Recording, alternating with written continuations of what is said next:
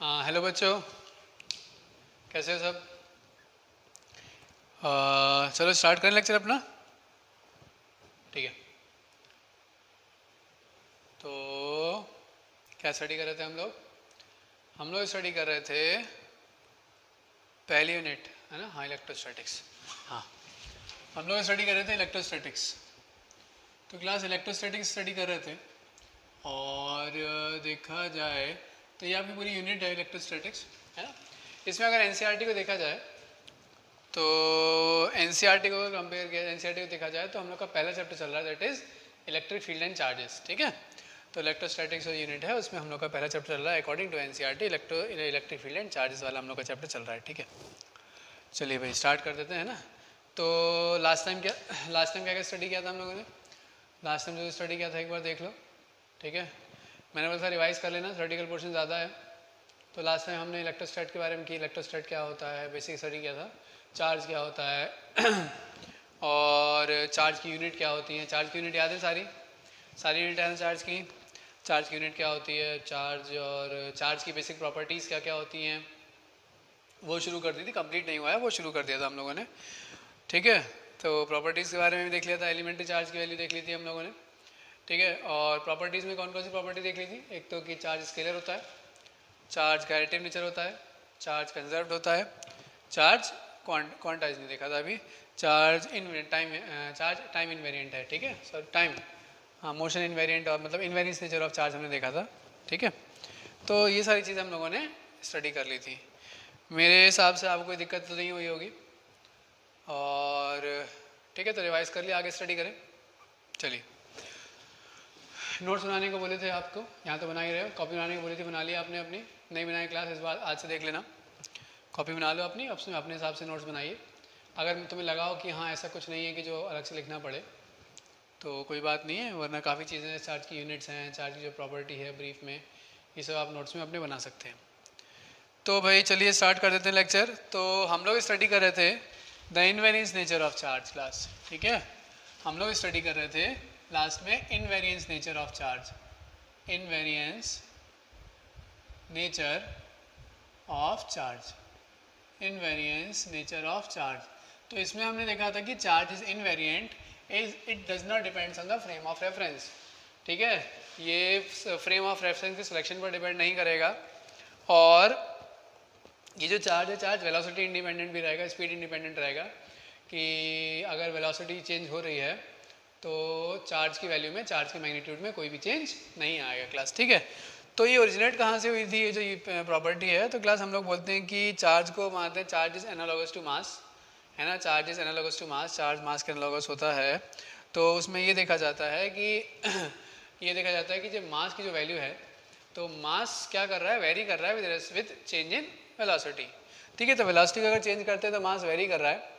तो जब mass vary कर रहा है इसका मतलब क्या हो गया, जब मास वेरी कर रहा है इसका मीनिंग ये हो गया, तो जब चार्ज मास के एनालॉगस है, चार्ज मास के एनालॉगस है, तो इसका मीनिंग ये हो गया कि चार्ज हमें देखना पड़ेगा कि चार्ज वेलोसिटी पर डिपेंड कर रहा है कि नहीं कर रहा है। तो मास वेलोसिटी पर डिपेंड करता है, चार्ज वेलोसिटी पर डिपेंड नहीं करेगा, ये हमने लास्ट यूनिट में स्टडी कर लिया था। ठीक है, चलो भाई, तो इसमें आगे देखते हैं कि इसमें कुछ ऐसे बता दिया जाता है कि, तो इसी के बेसिस पे एक चीज़ और एक्सप्लेन करते हैं कि जो स्पेसिफिक चार्ज होता है that is Q by M. ठीक है, स्पेसिफिक चार्ज होता है क्यू बाई एम। क्लास इसकी वैल्यू चेंज होती है क्या, जो स्पेसिफिक चार्ज है क्यू बाई एम, इसकी वैल्यू चेंज होगी क्लास।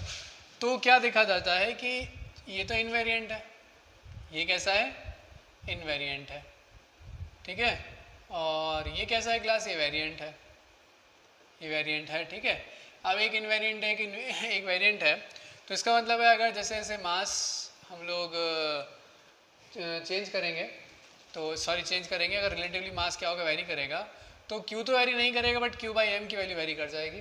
तो जो स्पेसिफिक अगर बोला जाए charge, the value of charge और the magnitude of charge is invariant, but the specific charge it is Q by m is not invariant. ठीक है, इट इज़ वेरिएंट। ठीक है, और ये जो इसका रिलेटिविस्टिक मास होता है, ये जो मास है, दिस मास इज रिलेटिविस्टिक मास, ये जो रिलेटिविस्टिक मास है क्लास, ये वेरी करता है, तो हम ये बोलते हैं क्यू बाई एम भी क्या होता है, क्यू बाई एम भी वेरी कर जाता है क्लास। ठीक है, क्लियर है। तो यहाँ तक मेरे हिसाब से आपको कोई दिक्कत नहीं होगी, समझ गए होगे। तो ये था इनवेरियंस नेचर ऑफ चार्ज में, और चार्ज इनवेरिएंट। ठीक है, चलिए, अब जब मोशन की बात हो ही रही है तो जो चीज़ हमने पहले डिस्कस की थी उसको प्रॉपर्टी में भी डिस्कस कर लेते हैं कि हम लोग इसमें क्या हो जाएगा, नेक्स्ट प्रॉपर्टी जो आएगी हो जाएगी कि the accelerated charge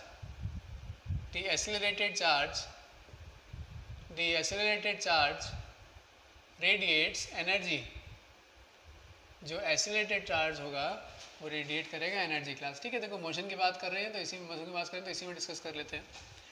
radiates energy का मतलब क्या हो गया, तो क्लास अगर कोई चार्ज पार्टिकल क्यू है तो क्या होता है, दो कंडीशन होती हैं।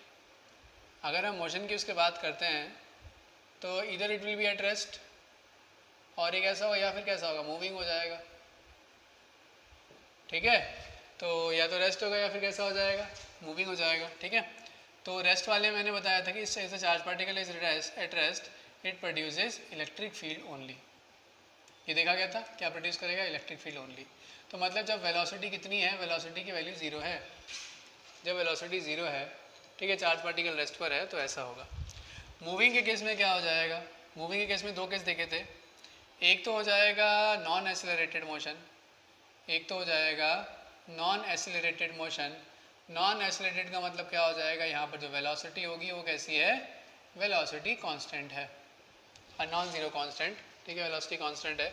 इस केस में क्या हो जाएगा, इस केस में charge will produce both electric field and magnetic field. Charge will produce both electric field and magnetic field.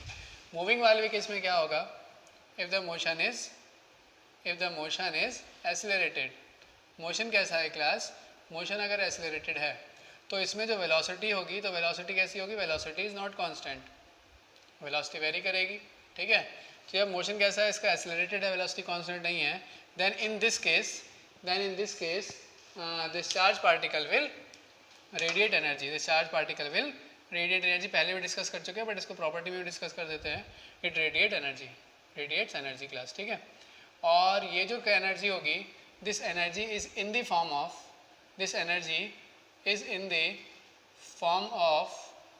EM waves.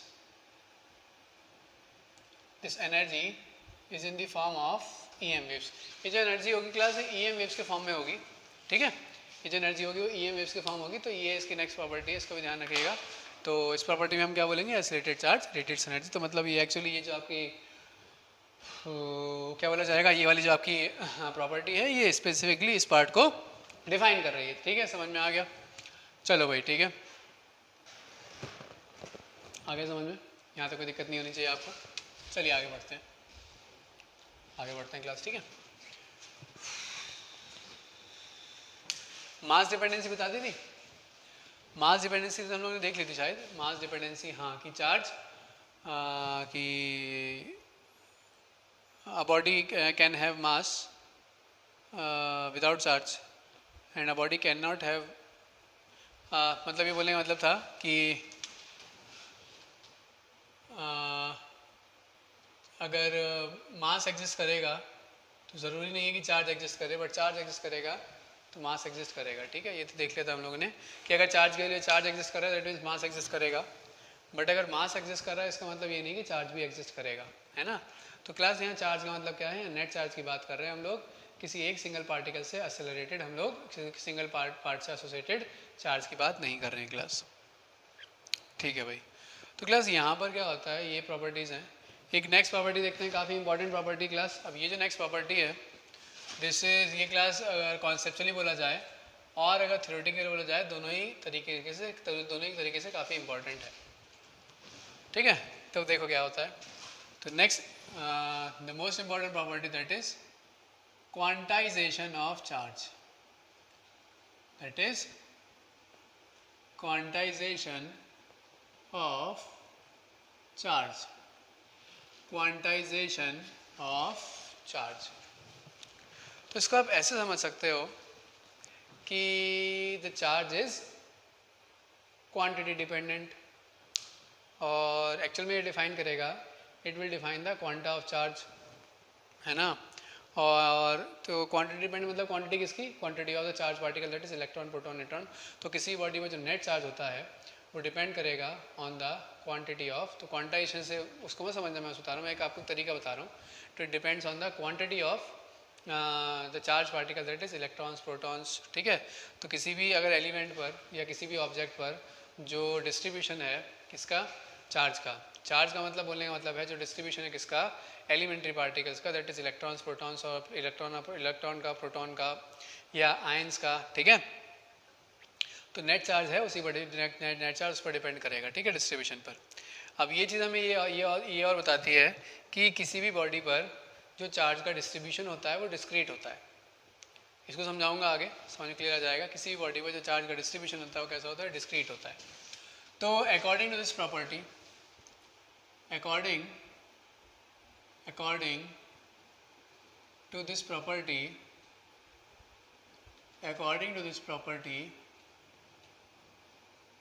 according to this property, the net charge on an object, is always ध्यान सुनना, is always the integer multiple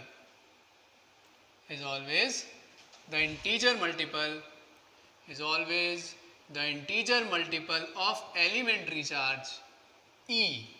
integer multiple of elementary charge E class. ठीक है, तो elementary charge मतलब आपको बताया था मैंने, चार्ज ऑन इलेक्ट्रॉन और प्रोटॉन, सिंगल इलेक्ट्रॉन प्रोटॉन. ठीक है, तो according to quantization of charge, और quantization of charge tells us, और it defines that according to this property the net charge on a body is always equal to the integer multiple of the elementary charge E class. ठीक है, तो देखिए mathematically we can define it as, if Q is the net charge on the body, then it will be equal to the integer multiple, that means n, integer multiple of the elementary charge E. ये तो class this.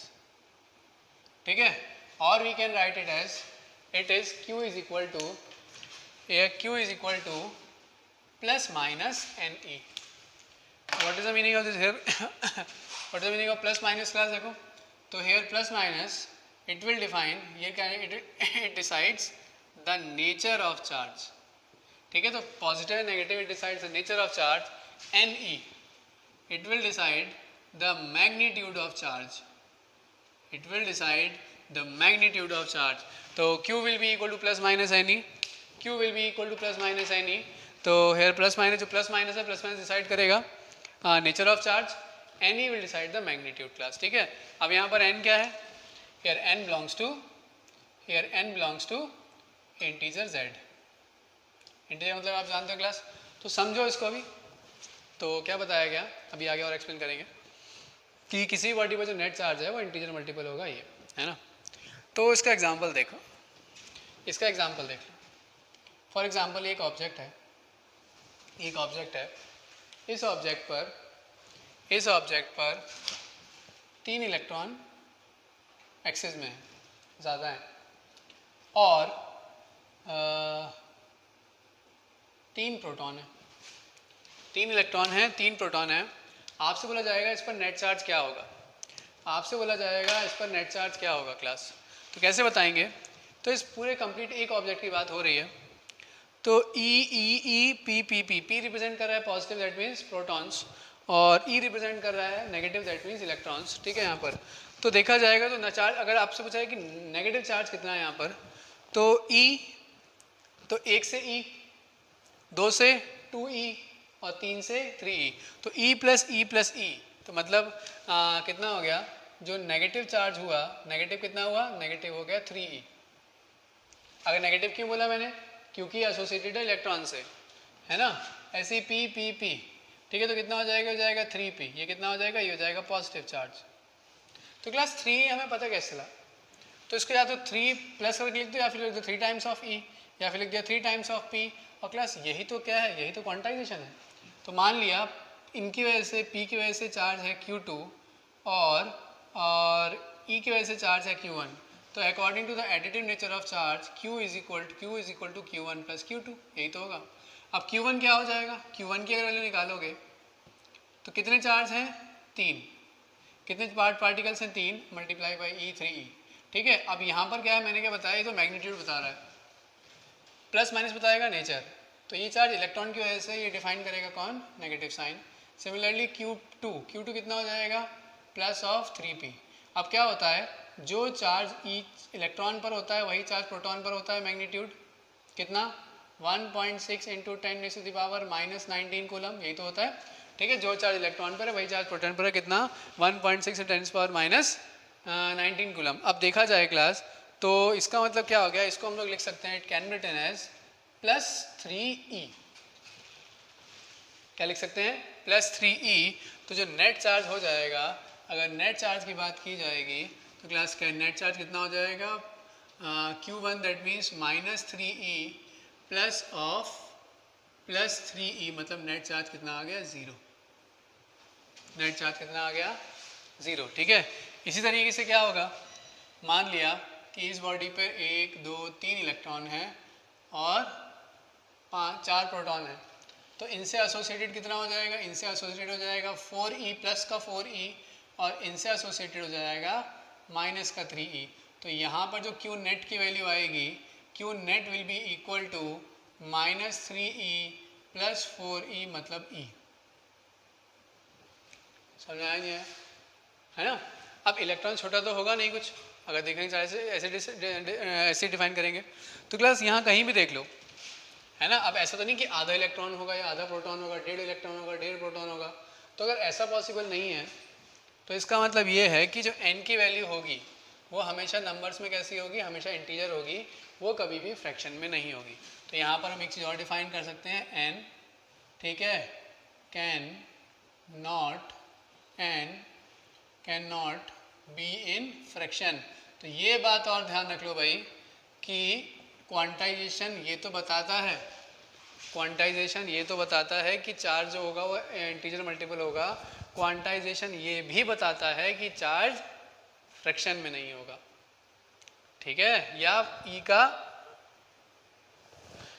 Fraction multiple नहीं होगा class, ठीक है। तो अगर मैं बोल रहा हूँ कि 1/3E, सॉरी मैं बोल रहा हूँ +2/5E -3/8E, ठीक है क्लास। तो अगर ऐसे बोल रहे हैं तो ये चार्ज पॉसिबल नहीं है, मतलब मैं बोल रहा हूँ -1/5E, या फिर बोला अगर मैं आपको बोल रहा हूँ +2/5E, ठीक है। तो क्लास ये चार्ज, ये वाले चार्ज जो हैं नॉट पॉसिबल, ऐसा चार्ज किसी भी बॉडी पर पॉसिबल नहीं है। तो मैं तुम्हें बता रहा हूँ, फिर सुनना, मैंने तुम्हें क्या बोला, मैंने तुम्हें ये बताया कि क्वांटाइजेशन हमें क्या बताता है, क्वांटाइजेशन हमें ये बताता है किसी बॉडी पर जो नेट चार्ज होगा वो ई का इंटीजर मल्टीपल होगा, और क्वांटाइजेशन हमें ये भी बताता है, इसका मतलब ये हो गया, इसका मतलब ये भी हो गया कि चार्ज कभी भी फ्रैक्शन में नहीं होगा या फ्रैक्शन का मल्टीपल नहीं होगा क्लास, ठीक है। फिर मैं बात कर रहा हूँ यहाँ पे नेट चार्ज, यहाँ पे बात की जा रही है किसकी, यहाँ पे बात की जा रही है क्लास किसकी, यहाँ पर बात कर रहे हैं हम लोग बॉडी के नेट चार्ज की, ठीक है। समझ में आ गया नहीं आ गया चलिए भाई, ठीक है, इतना क्लियर हुआ आपको, समझ में आ गया। इसके आगे अभी ख़त्म नहीं हुआ है, इसमें और भी चीज़ें हैं, ठीक है, इसमें और भी चीज़ें हैं। तो पहले आप क्या समझेंगे, क्वांटाइजेशन आपको क्या बताएगा, the net distribution of the net charge in the body is always equal to the integer multiple the elementary charge E। तो Q can be written as n into E, ठीक है, और Q कैन ऑल्सो भी written as n equal to plus minus NE, where plus minus represents the nature, ठीक है। Net charge कैसा है, net charge negative है, नेट चार्ज पॉजिटिव है, कौन बताएगा, ये बताएगा हमें प्लस और माइनस नेचर। n इंटू ई आपको ये बता देगा मैग्नीट्यूड, ये कौन बताएगा, ये बताएगा आपको मैग्नीट्यूड। क्लास समझ में आ गया, ठीक है। तो इसको नोट कर लीजिए, इसको नोट कर लीजिए, इसको नोट कर लीजिए, फिर हम आगे बढ़ते हैं। एक चीज़ और बताऊंगा इसमें, ठीक है, अभी ख़त्म नहीं हुआ है क्वांटाइजेशन, इसमें नोट कीजिए।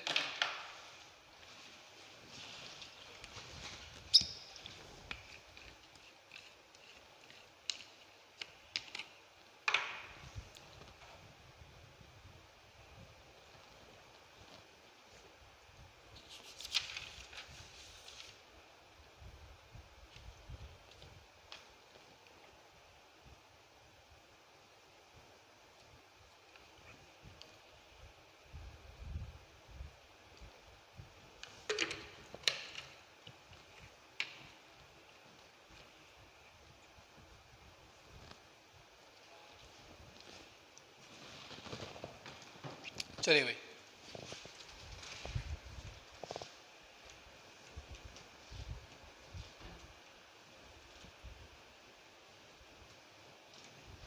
ठीक है।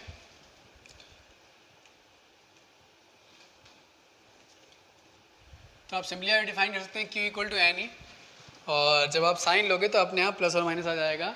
तो प्लस और माइनस साइन लेने की पहले ज़रूरत नहीं है, ठीक है। तो Q इक्वल टू आप लिख रहे हो एन ई, तो ठीक है ना। तो किसी बॉडी पे जो नेट चार्ज होगा वो इसका मल्टीपल हो जाएगा, ठीक है, ये जाएगा। समझ में आ गई क्लास? तो ये क्लियर है, ये चीज़ समझ में आ गई। तो प्लस माइनस ज़रूरी नहीं है आप लिखो, प्लस माइनस अगर आप बाद में साइन ले रहे तो प्लस माइनस अपने आप आ जाएगा। ये मैं रिजल्ट के बारे में आपको बता रहा था कि अगर नेट रिजल्ट आएगा, नेट रिजल्ट आता है कि प्लस माइनस है नहीं, तो प्लस बताता है कि आपको प्लस बताता है कि नेट पॉजिटिव चार्ज है। नेट पॉजिटिव चार्ज का मतलब, नेट पॉजिटिव चार्ज का मतलब ये हो गया कि इलेक्ट्रॉन एब्सेंट है, इलेक्ट्रॉन एब्सेंट है, एक्सेस अमाउंट में नहीं है, ज़्यादा इलेक्ट्रॉन नहीं है। अगर ये नेगेटिव में आ जाता तो बताता इलेक्ट्रॉन एक्सेस में है, इलेक्ट्रॉन ज़्यादा प्रेजेंट है, ठीक है, इलेक्ट्रॉन बॉडी ने गेन किए हैं। पॉजिटिव आता है तो इलेक्ट्रॉन बॉडी ने लूज़ किए हैं। हम लोग पहले देख चुके हैं कि जो नेट चार्ज होता है, तो जो नेट चार्ज मेनली कौन डिफाइन करता है, मेनली कौन डिसाइड करता है, वो डिसाइड करता है इलेक्ट्रॉन्स, ना कि प्रोटॉन्स। प्रोटॉन्स कर सकते हैं बट प्रोटॉन क्यों नहीं करते हैं? क्योंकि क्लास प्रोटॉन को रिमूव करना या प्रोटॉन को इंसर्ट करना क्लास क्या होगा, बहुत एक जिसमें ये एक ऐसा जॉब है जिसमें बहुत ज़्यादा अमाउंट ऑफ एनर्जी आपको चाहिए होगी, ठीक है, जो कि हम लोग प्रैक्टिकली कह रहा हूँ, जो कि नॉर्मली जनरली नहीं किया जाता है ऐसा, ठीक है। चलो भाई, समझ में आ गया। तो class it also decides the quantum of charge.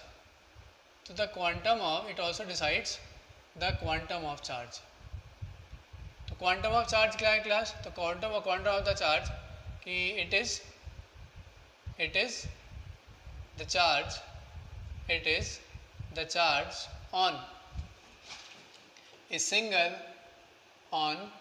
Single electron और प्रोटॉन।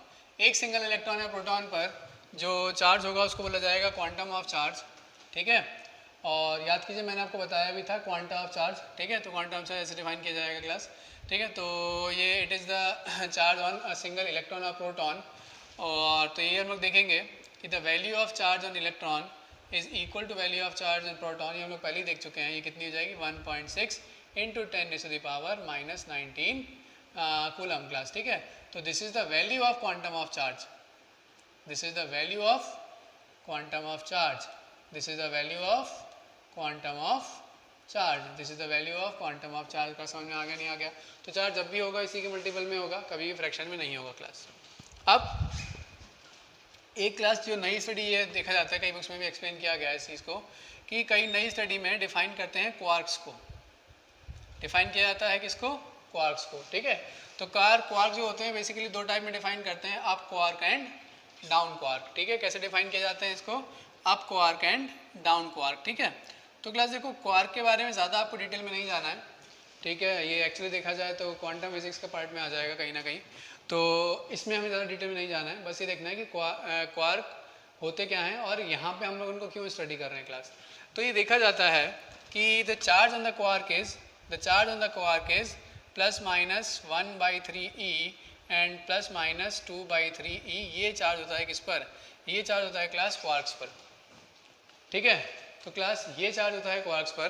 तो बोला जाता है कि क्वार्क्स पर चार्ज कितना है? इतना चार्ज है, ±1/3e और ±2/3e।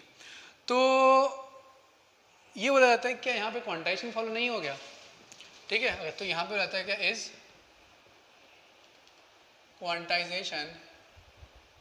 इज क्वांटाइजेशन वॉइड, ठीक है। तो क्लास क्या हो जाएगा? तो यहाँ पर अगर देखेंगे यहाँ क्वांटाइजेशन फॉलो करेगा कि नहीं करेगा, तो उस केस में क्या होगा? तो क्लास ये जो क्वार्क्स होते हैं actually these are the sub elementary particles, ठीक है। सब एलिमेंट्री पार्टिकल्स का मतलब क्या हो गया कि जो बेसिक एलिमेंट्री पार्टिकल्स हैं वो कौन से माने जाते हैं? इलेक्ट्रॉन, प्रोटॉन्स और न्यूट्रॉन। अगर देखा जाए फर्दर उनका भी डिवीजन देखा जाए तो हमारे पास डिफरेंट 100 ऑफ सब एटॉमिक पार्टिकल्स मिलते हैं, ठीक है। तो ये क्या हो जाएगा? तो उन्हीं में से क्या है? ये सब एटॉमिक एलिमेंट्री पार्टिकल्स, ठीक है। तो अभी तो नहीं, कुछ के बारे में आप पढ़ोगे रेडियो एक्टिविटी में, तो ऐसे मेसॉन्स हो गए, बोसॉन्स हो गए, क्वार्क्स हो गए, ठीक है। और तो ये सब क्या है क्लास, तो ये सब क्या है, ये सब एटॉमिक एलिमेंट्री पार्टिकल्स हैं।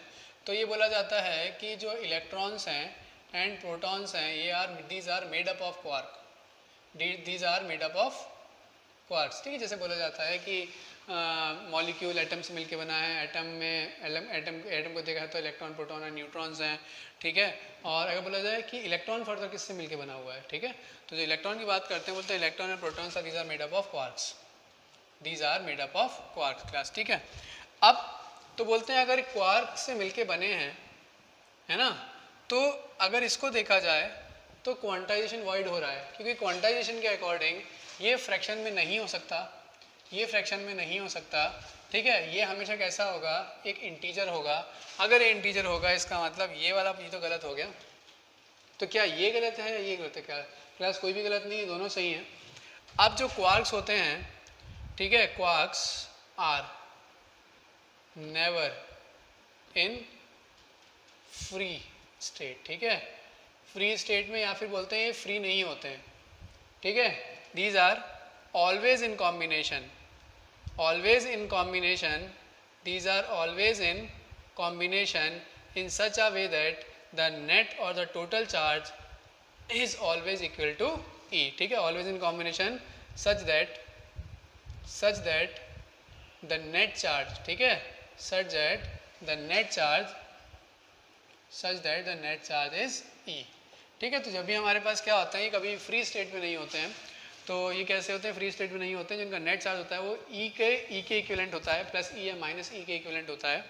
अब क्लास फ्री स्टेट में क्यों नहीं होते हैं, क्योंकि जो इनका लाइफ स्पान होता है वो कैसा होता है, बहुत छोटा होता है।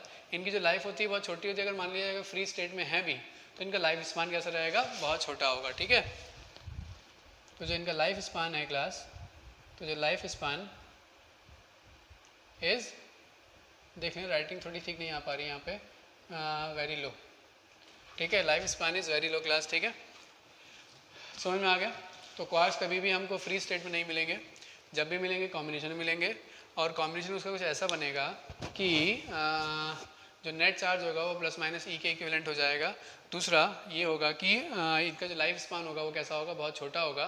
जब लाइफ स्पान बहुत छोटा होगा तो हम लोग सीधी वही बात होगी, पुरानी वाली बात, कि ये फ्री स्टेट में आपको इजीली नहीं मिलेंगे तो लाइफ स्पान कैसा होगा, बहुत छोटा होगा क्लास, ठीक है।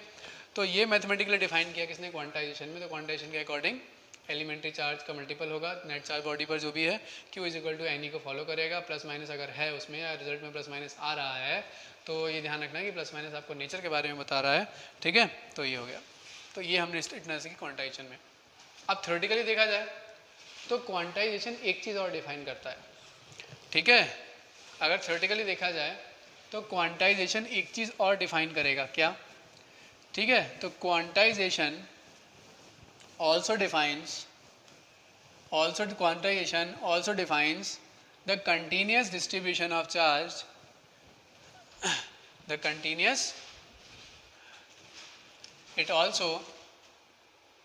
it also defines the continuous nature, ठीक है, the continuous nature and discrete distribution class. But दोनों चीज़ें अलग अलग दिख रही हैं, मैं एक तरफ कंटिन्यूस भी बोल रहा हूँ, एक तरफ मैं डिस्क्रीट भी बोल रहा हूँ, एक तरफ कंटिन्यूस भी बोल रहा हूँ और एक तरफ डिस्क्रीट भी बोल रहा हूँ। तो क्लास क्या होगा कि जो Q है, Q जो आपको अपीयर होगा, दिखाई देगा, Q अपीयर्स कंटिन्यूस, ठीक है।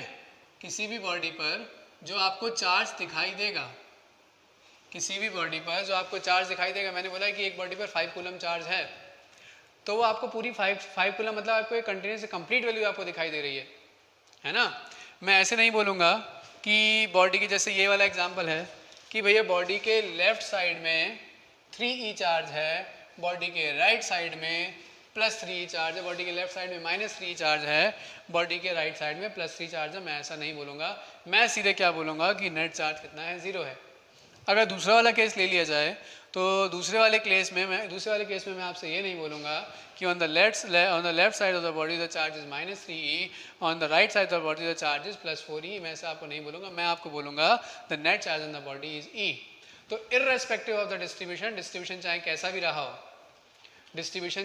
भी रहा हो, तो क्या होगा, जो चार्ज आपको अपीयर होगा continuous irrespective of the distribution. तो irrespective of the distribution the charge always appears continuous.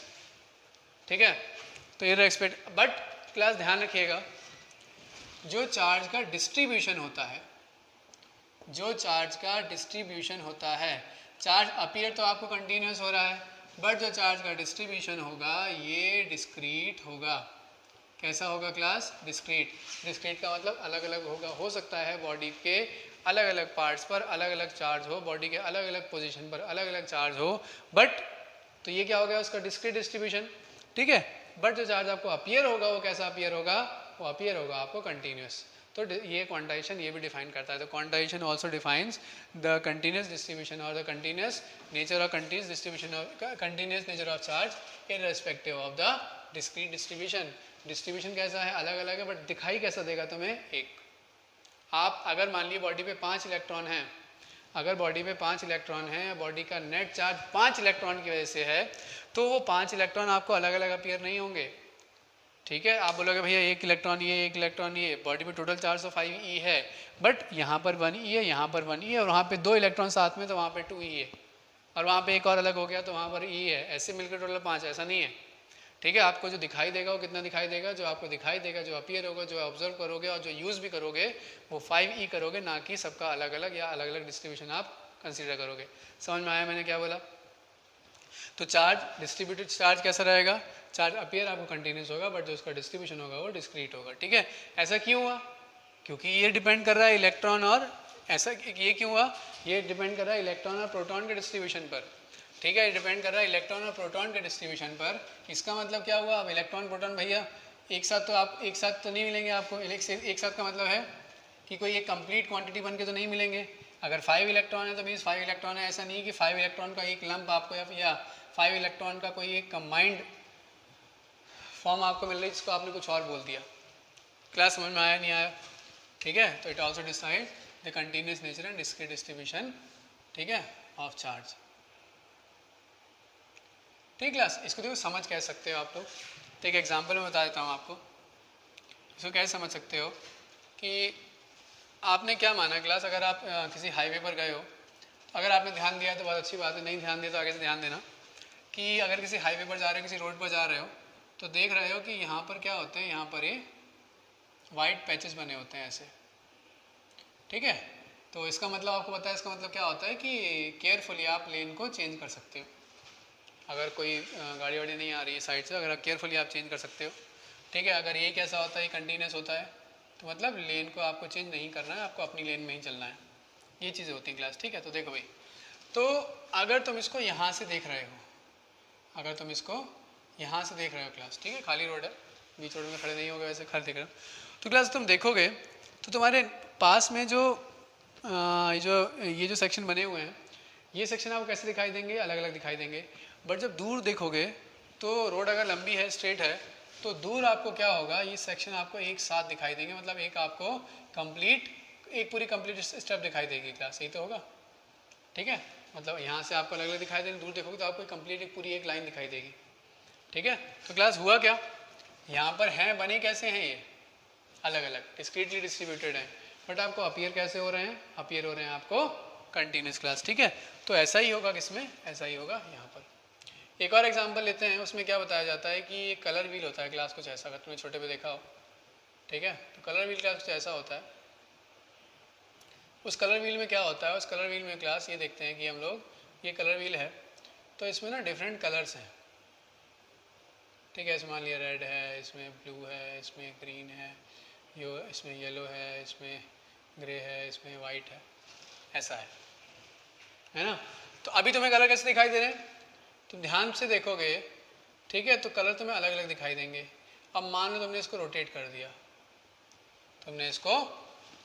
दिया, तो जब तुम इसको रोटेट कर दोगे, जब तुम इसको रोटेट कर दोगे तो क्या दिखाई देगा कि तुम्हें इसका एक सिंगल कलर दिखाई देगा, या फिर एक यहाँ पे क्या हो जाएगा आपको एक, हाँ सिंगल कलर ऐसे मान लेते हैं, ठीक है। तो क्या हो जाएगा, तो आपको जो कलर दिखाई देगा वो क्या हो जाएगा, सिंगल कलर दिखाई देगा, और जो कलर होगा ये होगा कॉम्बिनेशन, ठीक है, combination of all colours, combination of all colours class, ठीक है। तो अगर आप ऐसे देख रहे हो उसको तो आपको अलग अलग कलर दिखाई देंगे, बट जब आप इनको एक साथ देखो, जो रोटेट करा है तब तुम इसको देखोगे तब तुम्हें क्या होगा, तब तुम्हें कॉम्बिनेशन ऑफ सारे कलर का कोई तुम्हें एक सिंगल कलर दिखाई देगा, और वो जो कलर दिखाई देगा वो सारे कलर्स का कॉम्बिनेशन होगा क्लास, ठीक है।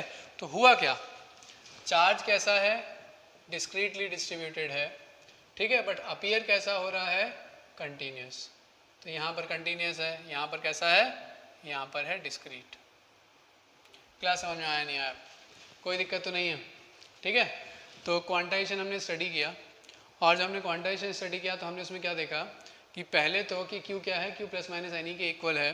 दूसरे वाले केस में हमने ये देखा कि जो दूसरे वाले में हमने ये देखा कि चार्ज का जो क्वांटाइजेशन है वो ये बता रहा है कि चार्ज का जो डिस्ट्रीब्यूशन है वो तो डिस्क्रीट होगा, बट चार्ज अपीयर कैसा होगा, कंटिन्यूस अपीयर होगा, एक साथ में अपीयर होगा। क्लियर है, समझ गए, अच्छे समझ गए, कोई दिक्कत तो नहीं है, सब आ गया समझ में, है ना। तो यहाँ पर क्लास हम लोग खत्म करते हैं क्वांटाइजेशन। एक छोटा सा एग्जांपल ले लेते हैं जो क्वांटाइजेशन को काफ़ी कॉमन एग्जांपल है, ठीक है। एक छोटा सा एग्जांपल लेते हैं तो और चीज़ क्लियर हो जाएगी। तो इसको नोट कर लीजिए क्लास, पहले इसको नोट कर लीजिए।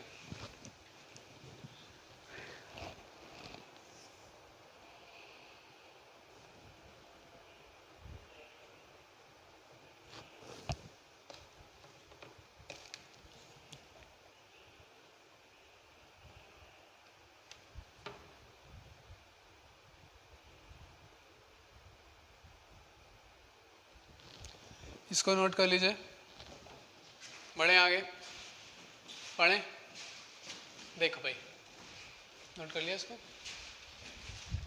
तो ये देखा गया कि आपसे ये बोला जा रहा है कि क्या बोला जा रहा है कि चार्ज का जो डिस्ट्रीब्यूशन है, चार्ज का डिस्ट्रीब्यूशन कैसा, आपसे बोला जा रहा है कि चार्ज का डिस्ट्रीब्यूशन डिस्क्रीट है, आप ये कंटिन्यूस हो रहा है। तो इसको किसी एग्जाम्पल से कैसे समझाएंगे। तो मान लिया कि किसी बॉडी पर, ठीक है, मान लिया कि किसी बॉडी पर 1 कूलम चार्ज है, कॉमन एग्जांपल है क्लास, काफ़ी कॉमन एग्जांपल है, ठीक है। किसी बॉडी पर कितना चार्ज है, किसी बॉडी पर 1 कूलम चार्ज है। तो अब अगर बोला जाए कि डिस्क्रीट डिस्ट्रीब्यूशन है तो इसका मतलब उसमें डिफरेंट नंबर ऑफ इलेक्ट्रॉन्स या प्रोटॉन्स हो सकते हैं।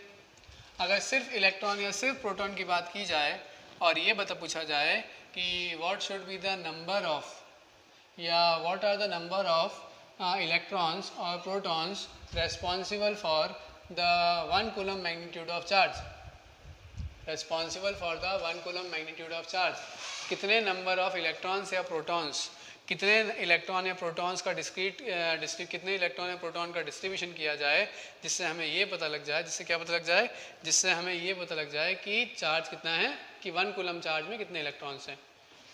मैंने क्या कुछ बोल दिया, ऐसे समझ में नहीं आ रहा मेरे को, ठीक है। देखो क्लास, तो आपसे बोला जाएगा कि व्हाट आर, बहुत कॉमन क्वेश्चन है, देखा होगा सकता है आपने, कि what are the number of electrons और प्रोटॉन्स, किसी एक के रेस्पेक्ट में बताना है, दोनों के रेस्पेक्ट में नहीं, नंबर ऑफ इलेक्ट्रॉन्स और प्रोटॉन्स रेस्पॉन्सिबल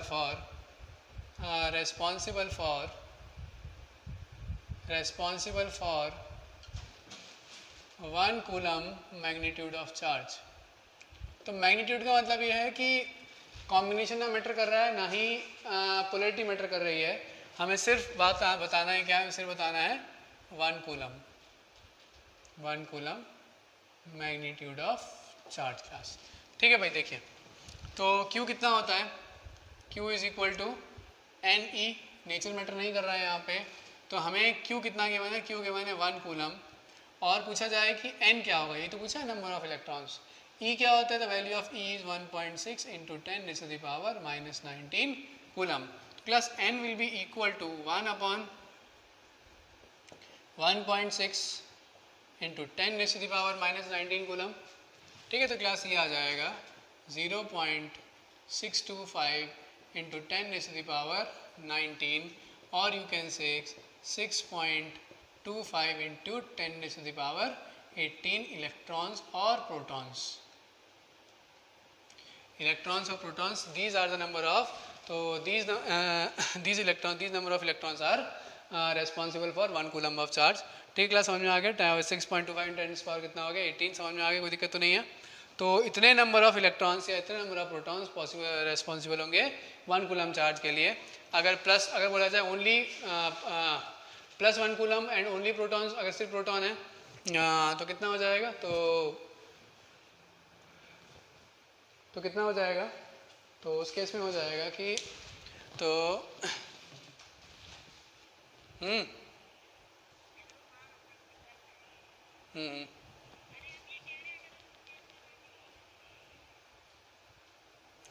कोई और ले लो ना दूसरा।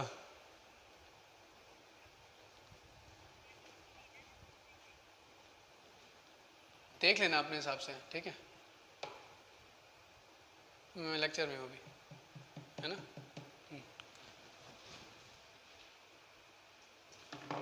देखो क्लास, ठीक है। तो अगर सिर्फ बोला जाए कि +1 कूलम चार्ज और सिर्फ प्रोटॉन की सिर्फ नंबर ऑफ प्रोटॉन्स बताने हैं तो यही होगा। सिर्फ -1 कूलम चार्ज है, फिर सिर्फ नंबर ऑफ इलेक्ट्रॉन्स बताने हैं, सिर्फ नंबर ऑफ इलेक्ट्रॉन्स बताने हैं तो भी यही होंगे। हाँ क्लास, कॉम्बिनेशन बन सकता है, कॉम्बिनेशन बन सकता है, बट कॉम्बिनेशन का नेट रिजल्ट है वो डिपेंड बताएगा आपकी इतने प्रोटॉन्स हैं इतने इलेक्ट्रॉन्स, बात दूसरी है। यहाँ पर प्योरली हम बात कर रहे हैं सिर्फ प्रोटॉन या सिर्फ इलेक्ट्रॉन अगर होंगे तो कौन होगा रेस्पॉन्सिबल। समझ में आ रहा है मैंने क्या बोल रहा हूँ। ऐसा नहीं है कि आपके पास इलेक्ट्रॉन्स और प्रोटॉन्स दोनों ही प्रेजेंट है, आपसे पूछ लिया जाए कि नेट चार्ज 1 कूलम के कितने रिस्पॉन्सिबल हैं, तो नंबर अलग अलग हो सकते हैं, ठीक है। हो सकता है कि 2 इंटू दिस प्रोटॉन्स हो और 1 इंटू दिस इलेक्ट्रॉन हो, तब भी तो चार्ज लौट के आएगा, वो कितना होगा 1 कूलम भी तो होगा। समझ में आ रहा है नहीं आ रहा है, प्लस माइनस पर डिपेंड करता है क्लास, ठीक है। तो यहाँ पर हम प्योरली बात कर रहे हैं इसके, ठीक है। चलिए भाई, तो ये बेसिक एग्जांपल है। अब क्लास ये जो एग्जांपल है ये इसका काफ़ी देखा जाए तो इसके इस जो एग्जांपल है क्लास, इस एग्जांपल का एप्लीकेशन काफ़ी इंपॉर्टेंट है। एक्चुअल में नहीं कि जो हमारे पास जो एक्चुअली बोलने का मतलब है Q इक्वल टू जो एन का एप्लीकेशन है वो काफ़ी इंपॉर्टेंट है। कि कई बार ऐसे न्यूमेरिकल्स हम लोग को मिलेंगे, आगे हम लोग डिस्कस करेंगे, जिसमें बोला जाएगा कि फॉर एग्जांपल आपसे बोल दिया जाए कि 1 कप ऑफ वाटर है, या फिर 100 ml ऑफ वाटर है, या फिर 1 ग्राम ऑफ कॉपर है, या फिर 1 ग्राम ऑफ आयरन है, या 10 ग्राम ऑफ आयरन है, बताना है उसमें कितना चार्ज होगा, या नेट नेगेटिव चार्ज के लिए कितने इलेक्ट्रॉन्स रेस्पॉन्सिबल होंगे, नेट पॉजिटिव चार्ज के लिए कितने इलेक्ट्रॉन्स रेस्पॉन्सिबल होंगे, अगर बॉडी न्यूट्रल है तो कितने इलेक्ट्रॉन है कितने प्रोटॉन है, कुछ इस तरीके से आपसे पूछा जा सकता है कई चीज़ों के बारे में, ठीक है। ऐसी क्लास के क्वेश्चन बनते हैं, जैसे हम लोग कूलम्स पर डिस्कस करेंगे, उसमें फोर्स के बारे में डिस्कस करेंगे। तो कभी ऐसा बोला जाता है कि एक काफ़ी कॉमन क्वेश्चन है, उसमें बोला जाता है कि एक 10 ग्राम कॉपर की बॉल है, उससे 1% इलेक्ट्रॉन्स ट्रांसफ़र कर दिए गए दूसरी बॉल में, अब दोनों को पास में रखा है, दोनों के बीच में फोर्स क्या होगा। तो फोर्स बाद में निकालते हैं, पहले हमें दोनों पर चार्ज निकालने की ज़रूरत पड़ेगी। जब चार्ज निकालने की ज़रूरत पड़ेगी तो Q equal to N use करना पड़ेगा। तो ये देखना पड़ेगा हमें, क्या कहते हैं कि 1% जब ट्रांसफ़र किया है तो एक्चुअल में कितने नंबर ऑफ इलेक्ट्रॉन ट्रांसफ़र किए हैं। तो 1% निकालने के लिए हमें टोटल नंबर ऑफ इलेक्ट्रॉन्स उसमें निकालने पड़ेंगे, टोटल नंबर ऑफ एटम्स निकालने पड़ेंगे, टोटल नंबर ऑफ इलेक्ट्रॉन्स निकालने पड़ेंगे। इस तरीके से हम उसको सॉल्व करने की कोशिश करेंगे, ठीक है। तो क्लास यही काफ़ी वास्ट एप्लीकेशन है इसका। तो ये फार्मूला काफ़ी छोटा है बट इसका एप्लीकेशन काफ़ी इंपॉर्टेंट है। तो ये जो हमारी क्या बोलते हैं प्रॉपर्टी है क्वांटाइजेशन और यू कैन से क्वांटाइजेशन, तो इसका थ्योरेटिकल और न्यूमेरिकल दोनों ही थ्योरेटिकल और इम्पोर्टेंस काफ़ी ज़्यादा है। तो इसको अच्छे से ध्यान रखिए, इसके फॉर्मूले को ध्यान रखिए और इसको नोट कर लीजिए। कोई दिक्कत है तो वापस पूछ लेना और इसको मार्क कर लीजिए, अगर इसको इम्पोर्टेंट तो मार्क कर ही लीजिएगा, और कोई अगर डाउट है तो भी इसको मार्क कर लीजिए और मेरे को आप इन्फॉर्म कर दीजिएगा। तो जो भी बेस्ट पॉसिबल मेथड होगा उससे हम लोग इसको सॉल्व कर लेंगे क्लास, ठीक है। चलिए भाई, इसको नोट कर लीजिए क्लास, इसको नोट कर लीजिए, इसको नोट कर लीजिए क्लास, ठीक है।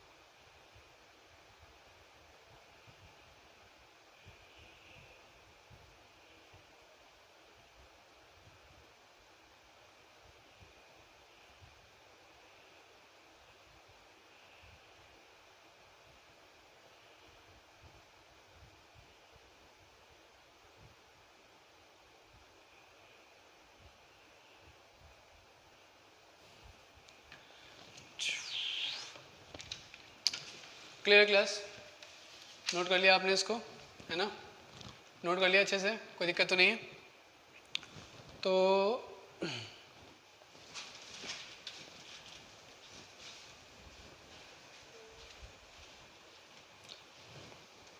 एक बेसिक प्रॉपर्टी आपको वैसे पता होगी, बता देता हूँ मैं, कि जब चार्जेस के इंटरेक्शन की बात की जाती है, इंटरेक्शन ऑफ चार्जेस की बात की जाती है, तो चार्जेस कैसे कैसे पॉसिबल है? एक पॉजिटिव चार्ज पॉसिबल है और दूसरा नेगेटिव चार्ज पॉसिबल है, ठीक है? तो चार्ज का इंटरेक्शन मतलब जब when two charge particles are place near to each other, near by to each other, जब दो चार्ज पार्टिकल एक दूसरे के पास में रखे हुए हैं, तो जब एक दूसरे के पास रखे गए हैं तो उनमें इंटरेक्शन कैसा होगा? इंटरेक्शन बोलने का मतलब ये है कि हम सीधे यहाँ पर बात करेंगे कि उन दोनों के बीच में कैसा फोर्स एग्जिस्ट करेगा, ठीक है? मतलब बोलने का मतलब ये है कि वो अट्रैक्ट करेंगे या रिपेल करेंगे या फिर कैसा फोर्स उनके बीच में एग्जिस्ट करेगा, हमें इस बात का ध्यान रखना है क्लास, ठीक है? तो वैसे काफ़ी बेसिक प्रॉपर्टी है, काफ़ी पहले से पता होता है, अगर नहीं क्लियर है तो देख लीजिए। तो इसमें हम डिफाइन करते हैं interaction of the charges, interaction of charges. तो इंटरेक्शन का मीनिंग मैंने आपको बताया, इंटरेक्शन का मीनिंग मैंने तुम्हें क्या बता दिया कि जब charge particle near by place है तो एक दूसरे को कैसे रिएक्ट करेंगे क्लास में, ठीक है? तो रिएक्ट करेंगे मतलब तो यहाँ पर हम बात करेंगे फोर्स की, तो यहाँ पर इंटरेक्शन मतलब हम यहाँ पे फोर्स की बात करेंगे। तो अगर लाइक चार्ज है positive positive then they will repel, ठीक है? तो अगर हमारे पास कैसे हैं, अगर लाइक चार्जेस हैं, ठीक है, लाइक मतलब कैसे, एक जैसे प्लस प्लस माइनस माइनस और रिपेल करेंगे, प्लस माइनस माइनस प्लस अगर ऐसे चार्ज हैं देन दे विल अट्रैक्ट, ठीक है? दे विल अट्रैक्ट, ठीक है? तो अगर चार्ज कैसे अनलाइक है, चार्ज कैसे अगर अनलाइक है, तो एक बॉडी है, इस पर अगर प्लस है, एक पे प्लस चार्ज है, एक पे नेगेटिव चार्ज है, एक पे माइनस है, एक पर प्लस है, तो क्या करेंगे, ये अट्रैक्ट रिपेल करेंगे क्लास, ठीक है?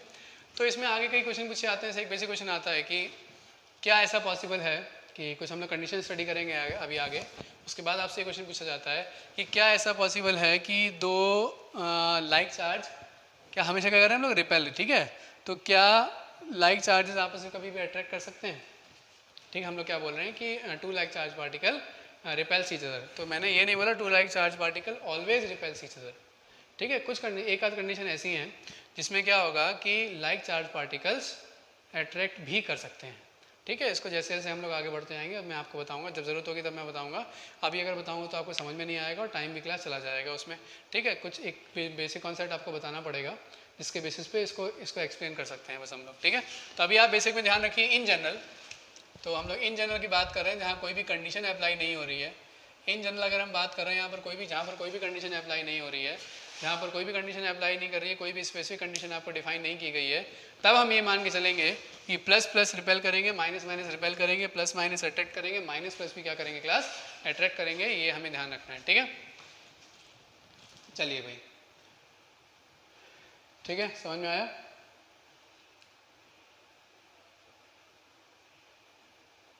ठीक है क्लास, चलो भाई देखो आगे। तो ऐसे ही क्वेश्चन है छोटा सा, है ना? ऐसे ही क्वेश्चन है कि दो सोप बबल्स हैं, there are two soap bubbles each of radius R, या एक सिंगल सोप बबल है, ये सोप बबल है क्लास, ठीक है? सोप बबल है, ये सोप बबल है जिसका रेडियस क्या है, जिसका रेडियस है आर, जिसका रेडियस क्या है, जिसका रेडियस है आर है क्लास, ठीक है?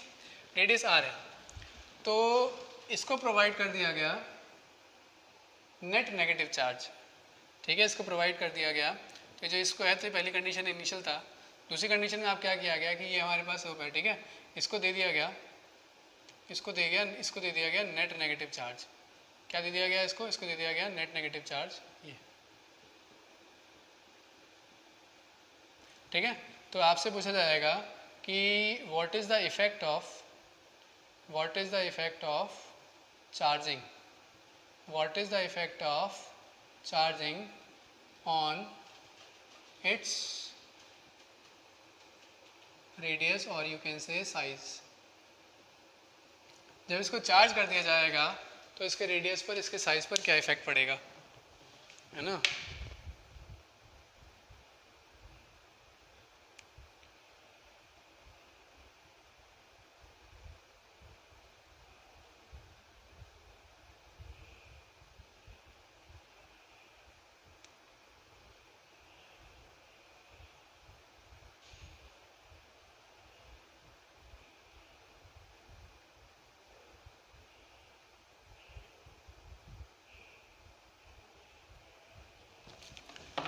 ठीक है, बताइए क्लास, बताइए। तो क्लास का आपको ऑप्शन दिए जाते हैं कि पहला ऑप्शन आपको दिया जाता है कि नो इफेक्ट, कोई इफेक्ट नहीं पड़ेगा। दूसरा दे दिया जाता है कि रेडियस इसका डिक्रीज हो जाएगा। तीसरा दे दिया जाता है कि रेडियस इसका इंक्रीज हो जाएगा। ठीक है, कैन नॉट बी डिटरमाइंड, मतलब डेटा इनसफिशिएंट है और हम इसको डिटरमाइन नहीं कर सकते ऐसा। बताओ भाई कौन सा ऑप्शन ठीक रहेगा, पहला दूसरा तीसरा चौथा कौन सा ऑप्शन ठीक रहेगा, पहला दूसरा तीसरा चौथा कौन सा ऑप्शन ठीक रहेगा, पहला दूसरा तीसरा चौथा बताइए कौन सा ऑप्शन ठीक रहेगा क्लास। देखिए तो इफेक्ट ऑफ चार्जिंग, तो इसका ऑप्शन ठीक रहेगा तीसरा वाला, दिस ऑप्शन इज करेक्ट। ये ऑप्शन करेक्ट क्यों है क्लास, ये ऑप्शन करेक्ट क्यों है, सोचो एक बार, मैंने आपको बता दिया आंसर। अब तुम्हें अगर आंसर पता होता तो तुम सॉल्यूशन तो बना ही लेते हो अपने आप, कोई ना कोई रीज़न दे ही दोगे। तो होगा क्या क्लास इसमें, देखिए कि जब एक सोप बबल को चार्ज प्रोवाइड किया जाएगा, ठीक है, चार्ज कैसे प्रोवाइड किया जाएगा वो बात की बात है। इसको आपने चार्ज दिया, तो चार्ज जब आपने इसको दिया तो नेट चार्ज कैसा है, इस पर नेगेटिव चार्ज है। और क्लास हम लोगों ने ये देखा है कि जो लाइक चार्जेस होते हैं वो रिपेल करते हैं। लाइक चार्जेस क्या करते हैं, लाइक चार्जेस रिपेल करते हैं। अब जब लाइक चार्जेस रिपेल करते हैं, इसका मतलब अगर नेट चार्ज देंगे हम इसको, तो नेट चार्ज में क्या हो जाएगा, नेगेटिव चार्जेस में क्या होगा, रिपल्शन होगा। जब नेगेटिव चार्ज में रिपल्शन होगा तो वो एक दूसरे से दूर जाने की कोशिश करेंगे। जब वो दूर जाने की कोशिश करेंगे तो इसका मतलब क्या होगा, तो जब वो दूर जाने की कोशिश करेंगे तो इसका मतलब ये होगा कि रेडियस अपने आप क्या हो जाएगा, बढ़ जाएगा। ठीक है, तो लिमिट के अंदर ही बात करनी है, ऐसा नहीं है कि रिपल्शन इतना ज़्यादा हो कि ये बस्ट हो जाएगा।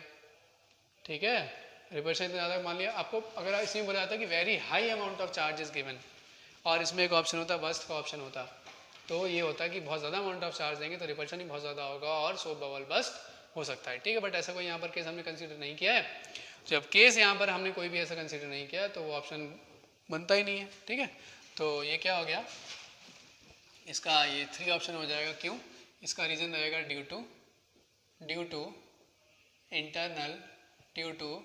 Internal repulsion of negative charges. Negative charges के इंटरनल रिपल्शन की वजह से क्या होगा, इसका रेडियस बढ़ जाएगा। समझ में आया क्लास की नहीं, कोई बड़ा दिक्कत तो नहीं है, क्लियर हो गया, कोई दिक्कत तो नहीं है, क्लियर हो गया, कोई दिक्कत तो नहीं है, क्लियर हो गया। ठीक है, चलो भाई ऐसी क्लास एक और क्वेश्चन पूछ लिया जाता है आपसे, ऐसे नेक्स्ट क्वेश्चन पूछ लिया जाता है आपसे एक और, कि there are two identical bodies, ठीक है, first is A and another is B. ठीक है, A both A and B are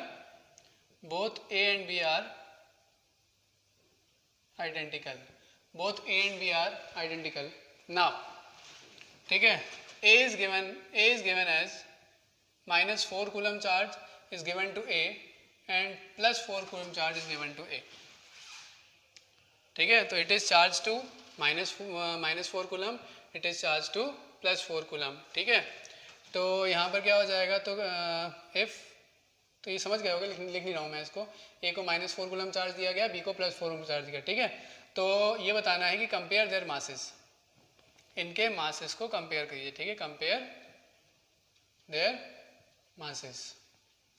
ठीक है, तो पहला ऑप्शन वही हो जाएगा कि आपने माना कि M A equal to M B identical है। ठीक है, दूसरा क्या हो जाएगा, M A greater than M B, और तीसरा क्या हो जाएगा, M A is less than M B. ठीक है, फोर्थ क्या हो जाएगा, नो इफेक्ट, मतलब can not be determined, fourth ही हो जाएगा। तो कंपेयर देयर मास, हमें मास कंपेयर करने हैं, ए और बी कैसे हैं, आइडेंटिकल हैं, तो पहले आइडेंटिकल थे। ठीक है, अभी भी आइडेंटिकल ही वैसे शेप और साइज़ में।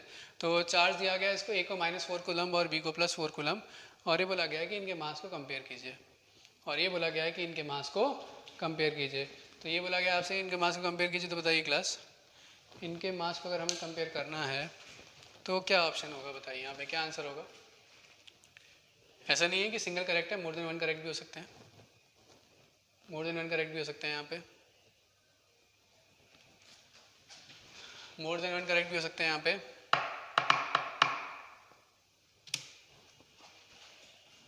हम्म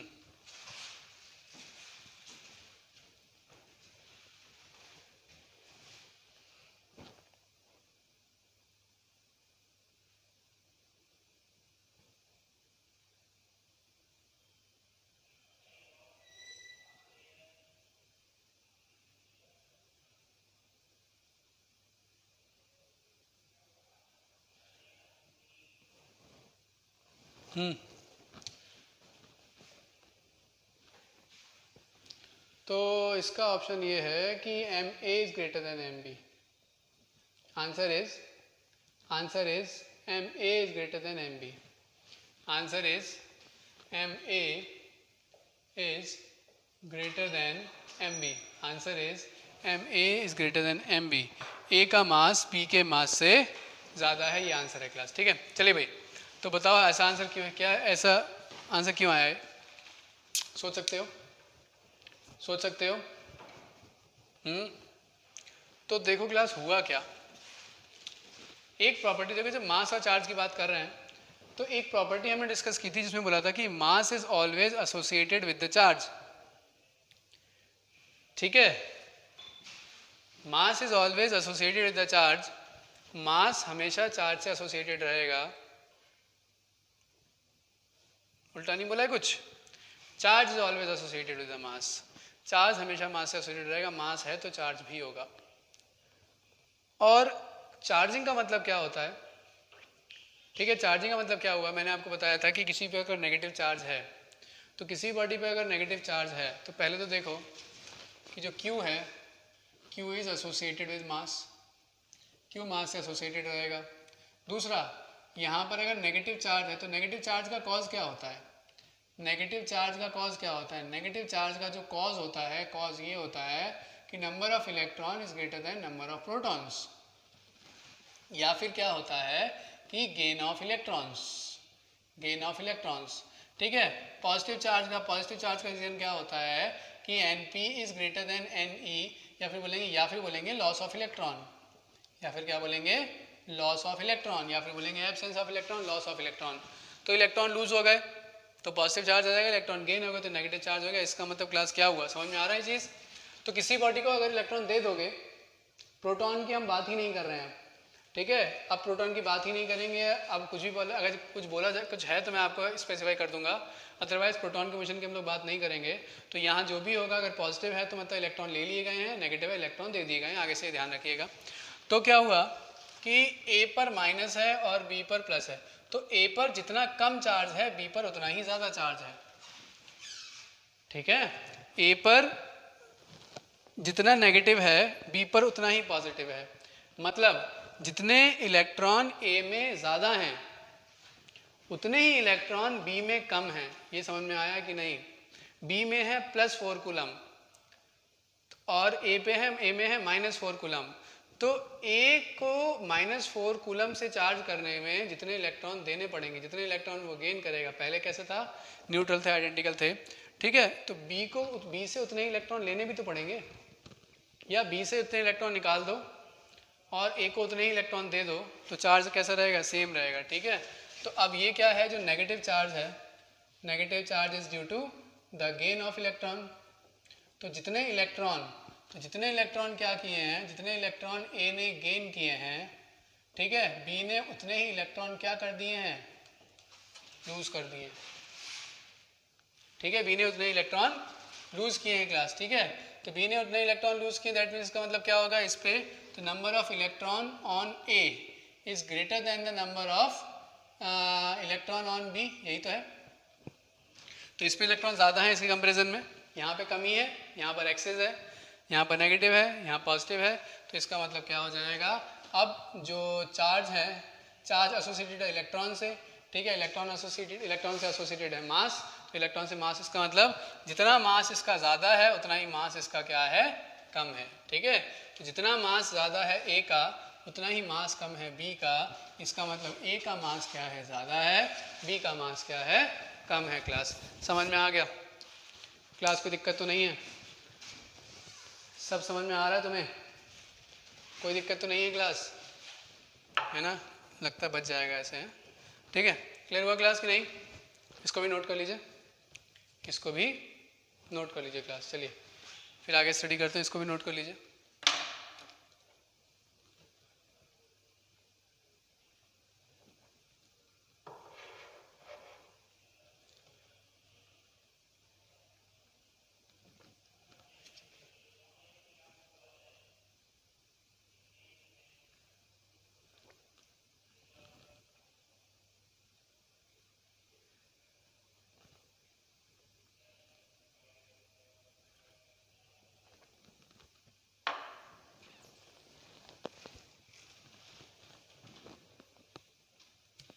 क्लास समझ में आ गया? अगर इस न्यूमेरिकल में या इस कॉन्सेप्ट में आपको दिक्कत आ रही है तो मार्क कर लो और बता देना मेरे को, है ना, मैं फिर से एक्सप्लेन कर दूंगा। वैसे सीधी सी बात है, अगर एक स्टेटमेंट में बोला जाए, एक स्टेटमेंट में कि ए पर जो इलेक्ट्रॉन्स हैं वो ज़्यादा हैं और बी पर उतने ही इलेक्ट्रॉन्स कम हैं, प्रोटॉन्स की हम लोग बात नहीं कर रहे हैं, तो जितने ए पर ज़्यादा हैं उतने बी पर कम हैं, तो ए ने इलेक्ट्रॉन गेन किए हैं, बी ने इलेक्ट्रॉन लूज़ किए हैं। अब इलेक्ट्रॉन से एसोसिएटेड मास होता है, तो इसका मतलब क्या होगा, जितना मास ए का बड़ा है बी का उतना ही मास कम हो गया है। समझे कि नहीं? ये चीज़ आपको ध्यान रखनी क्लास, ये चीज़ आपको ध्यान रखनी क्लास। समझ में आ गया? चलिए भाई,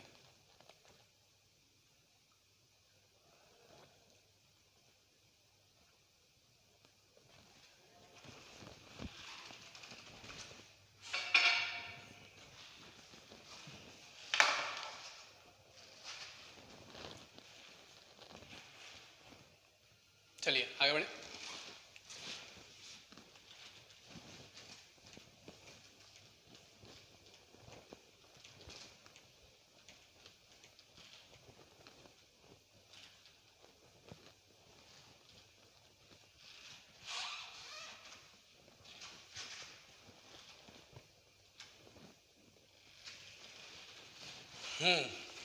अब क्लास हम लोग बहुत देर से बात कर रहे हैं चार्जिंग की, चार्जिंग की, चार्जिंग की, ठीक है। तो अगर आपसे पूछा जाए कि किसी बॉडी को चार्ज करना है, मैंने क्या बोला कि ए में जितने इलेक्ट्रॉन ज़्यादा हैं बी में उतने कम हैं। मैं आपसे बोल रहा हूँ कितनी आसानी से कि भैया इसको इलेक्ट्रॉन दे दो, उससे इलेक्ट्रॉन ले लो, है ना, उसको प्रोटॉन दे दो, उससे प्रोटॉन ले लो, ठीक है। तो क्लास कैसा, क्या प्रैक्टिकली इतना इजी है, पॉसिबल है? मैंने बोला कि इस पोडियम को क्या कर दो, इस पोडियम को आप चार्ज कर दो, इसको नेगेटिवली चार्ज कर दो क्लास, जाओ, है ना। और चार्ज करने के लिए क्या करो, इसको इलेक्ट्रॉन दे दो। चार्ज करने के लिए क्या करो, इसको इलेक्ट्रॉन दे दो। तुम पहुंच गए भाई, ठीक है, सर ने कहा इलेक्ट्रॉन दे दें, इलेक्ट्रॉन दे देते हैं। बट वहां पहुंच के तुमने सोचा इलेक्ट्रॉन दे कैसे भाई, इलेक्ट्रॉन कैसे दिए जाएं, या फिर इलेक्ट्रॉन कैसे लिए जाएं, इससे कोई तरीका तो होगा, कोई मेथड तो होगा। सर ने तो बताया ही नहीं कि तरीका क्या है, मेथड क्या है ना। तो अब हम यही डिस्कस करेंगे। अब हम लोग डिस्कस करेंगे किसी बॉडी को अगर चार्ज करना है, उससे इलेक्ट्रॉन देने हैं, इलेक्ट्रॉन लेने हैं, तो उसके क्या क्या तरीके होने पॉसिबल हैं। अब क्लास एक बात और ध्यान रखना, बॉडी को अगर चार्ज करना है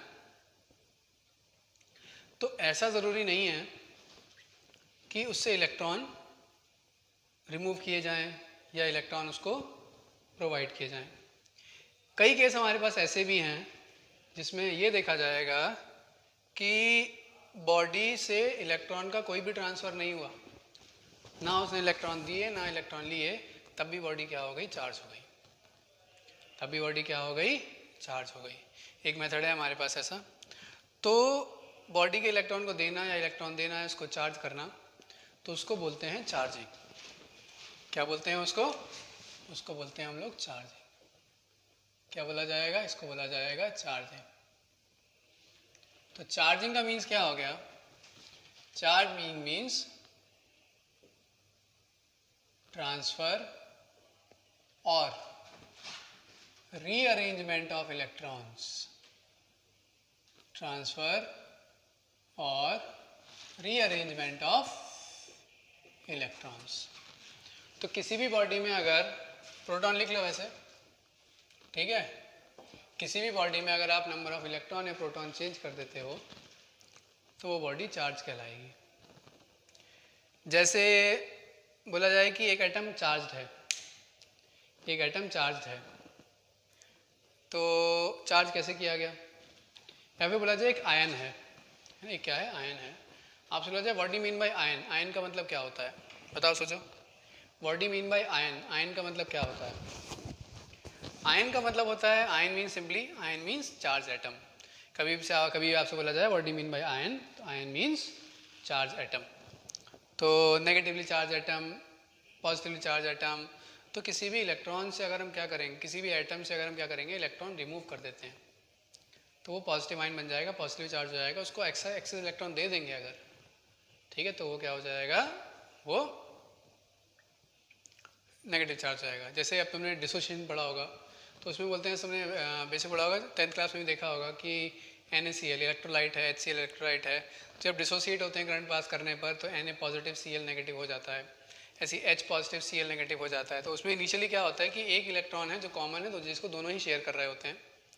अब क्या होता है, जब वो डिसोसिएट होते हैं तो वो इलेक्ट्रॉन क्लोरीन के साथ चला जाता है और हाइड्रोजन के पास नहीं रहता है। तो हाइड्रोजन पर उस एक इलेक्ट्रॉन की कमी हो गई, तो वो हो जाता है H पॉजिटिव। ठीक है, H पॉजिटिव मतलब जैसे लिखा है H पॉजिटिव मतलब, तो ये H पॉजिटिव लिखा है, ये Cl नेगेटिव लिखा है, तो इस पर एक इलेक्ट्रॉन कम है, इस पर Cl नेगेटिव मतलब एक इलेक्ट्रॉन इस पर ज़्यादा है इसकी स्टेबल स्टेट से। H प्लस प्लस लिख दिया, होगा नहीं, ध्यान रखना, बता रहा हूँ मैं। मान लो मैंने ये H प्लस है, ठीक है, मैंने लिखा X प्लस प्लस लिख दिया, तो X प्लस प्लस लिखने का मतलब क्या है कि X पर 2 इलेक्ट्रॉन कम है, ठीक है। तो लिख दिया था मैंने Y माइनस माइनस, तो मतलब क्या है, Y पर 2 इलेक्ट्रॉन ज़्यादा हैं। तो ये है क्या, तो दीज आर आयंस, और आयंस का मतलब हो जाएगा चार्ज एटम्स। आयन का मतलब हो जाएगा चार्ज एटम्स। तो बाई एनी किसी भी तरीके से अगर हम चार्ज को क्या कर रहे हैं, नंबर इलेक्ट्रॉन को ट्रांसफर रीअरेंज कर रहे हैं, तो मतलब हम बॉडी को क्या कर रहे हैं, तो हम बॉडी को चार्ज कर रहे हैं क्लास, ठीक है। चलो भाई, तो कुछ हमारे पास क्या होगा, मेथड्स होंगे जिनको हम यूज़ करेंगे,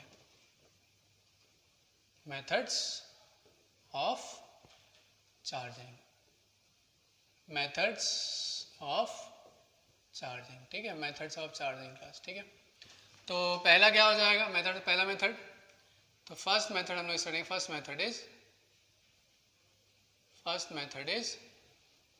फ्रिक्शन देख लेते हैं। First method is friction, friction यहाँ कहाँ से आ गया, क्या यूज है फ्रिक्शन का। तो second method is conduction, the second method is conduction, ठीक है। The third method is induction, तीसरा मेथड कौन है, इंडक्शन है। तो किसी भी बॉडी को चार्ज करने के 3 मेथड हम देखेंगे, पहला है फ्रिक्शन, दूसरा है कंडक्शन, तीसरा है इंडक्शन। 3 मेथड हमको देख के चलने हैं। तो बॉडी चार्ज कब होगी, बॉडी तब चार्ज होगी जब ट्रांसफ़र किया जाएगा इलेक्ट्रॉन या प्रोटॉन का, गेन होगा या लॉस होगा, गेन करेगा या लूज करेगा, है ना। मेथड क्या हो जाएंगे, फ्रिक्शन, कंडक्शन एंड इंडक्शन, है ना। This is also known as electrification, this is also known as electrification. अगर आपसे बोला जाए इलेक्ट्रिफिकेशन या फिर आपसे बोला जाए चार्जिंग, तो बात एक ही है क्लास। चलो भाई, है ना। तो पहला देख लेते हैं, पहले हम डिस्कस करते हैं किसको, फ्रिक्शन को। पहले मेथड डिस्कस करते हैं फ्रिक्शन को क्लास। अब ये फ्रिक्शन यहाँ पे कैसे आया, सर 11th में बड़ी मुश्किल से ख़त्म किया है हमने इसको, हैं, यहाँ हम नहीं पढ़ेंगे इसको, हम तो ये सोच के आए थे कि 11th ख़त्म हो गया। क्लास देखिए फ्रिक्शन में क्या होगा, देखते थोड़ा बहुत, ठीक है, यूज़ है, ज़्यादा कुछ नहीं है।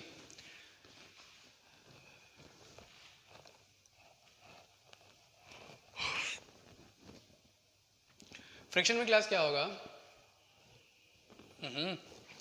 फ्रिक्शन में क्या होगा, अगर बॉडी क्लास, अगर किसी दो बॉडीज के बीच में फ्रिक्शन एग्जिस्ट कर रहा है ना, या किसी बॉडी में दो बीच बॉडी के बीच फ्रिक्शन है, तो फ्रिक्शन की एक टेंडेंसी होती है या फ्रिक्शन की एक प्रॉपर्टी होती है कि फ्रिक्शन प्रोड्यूसेस हीट। फ्रिक्शन क्या प्रोड्यूस करेगा, हीट करेगा, ठीक है। तो फ्रिक्शन क्या प्रोड्यूस करता है, फ्रिक्शन प्रोड्यूसेस हीट। फ्रिक्शन क्या प्रोड्यूस करेगा, friction produces heat.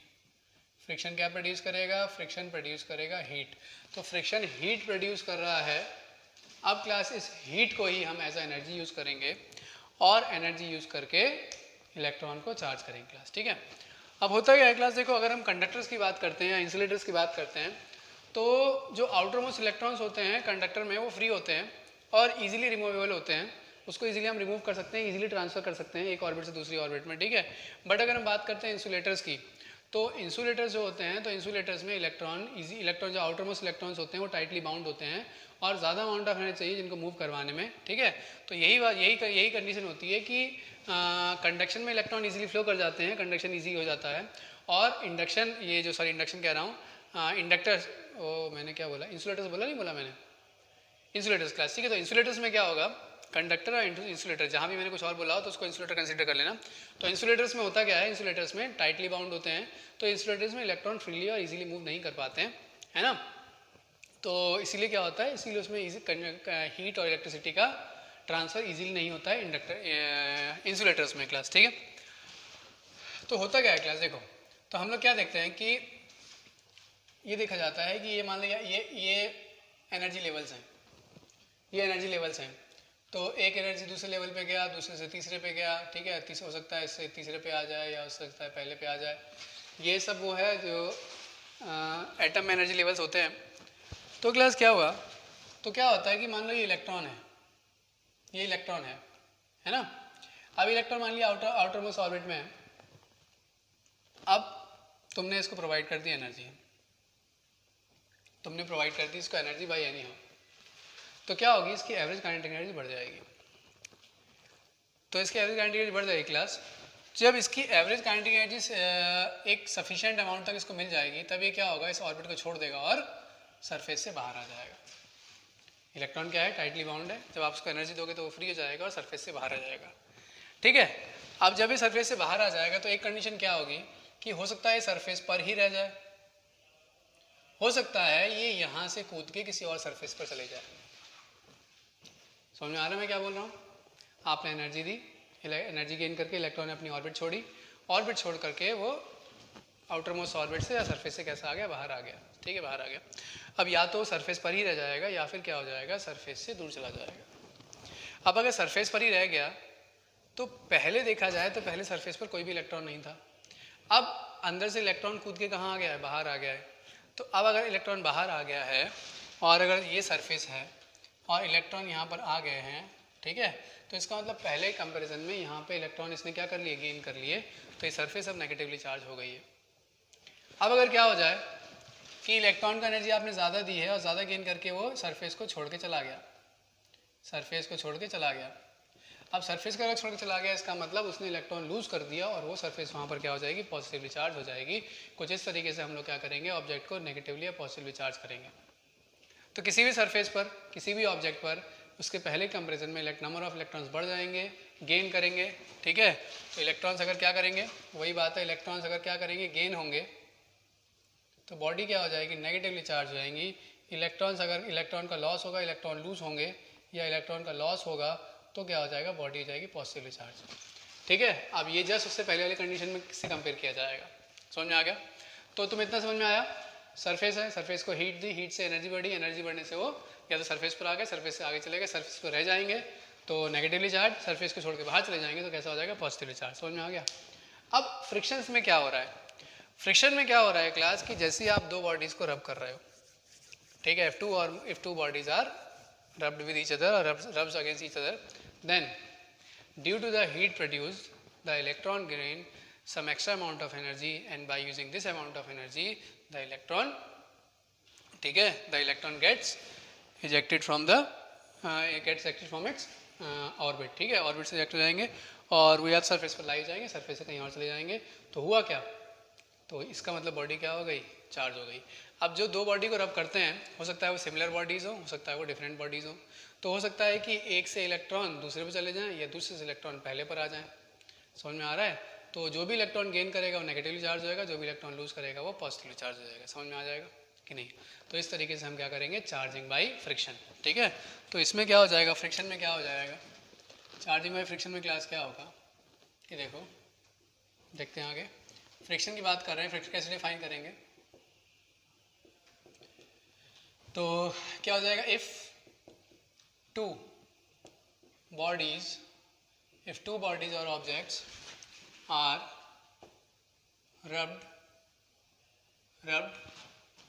against each other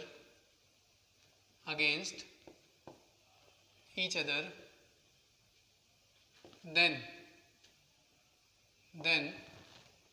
due to the heat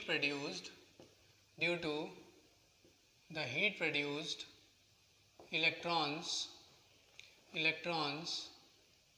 gain some extra amount of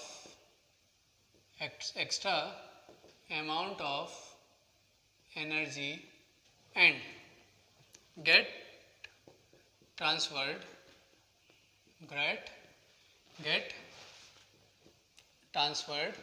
to the other body. ठीक है, to the other body. Class समझ में आया नहीं आया? तो क्या हुआ, इलेक्ट्रॉन क्या हो गए क्लास, इलेक्ट्रॉन ट्रांसफर हो गए एक बॉडी से दूसरी बॉडी में क्लास. ठीक है, समझ में आया नहीं आया?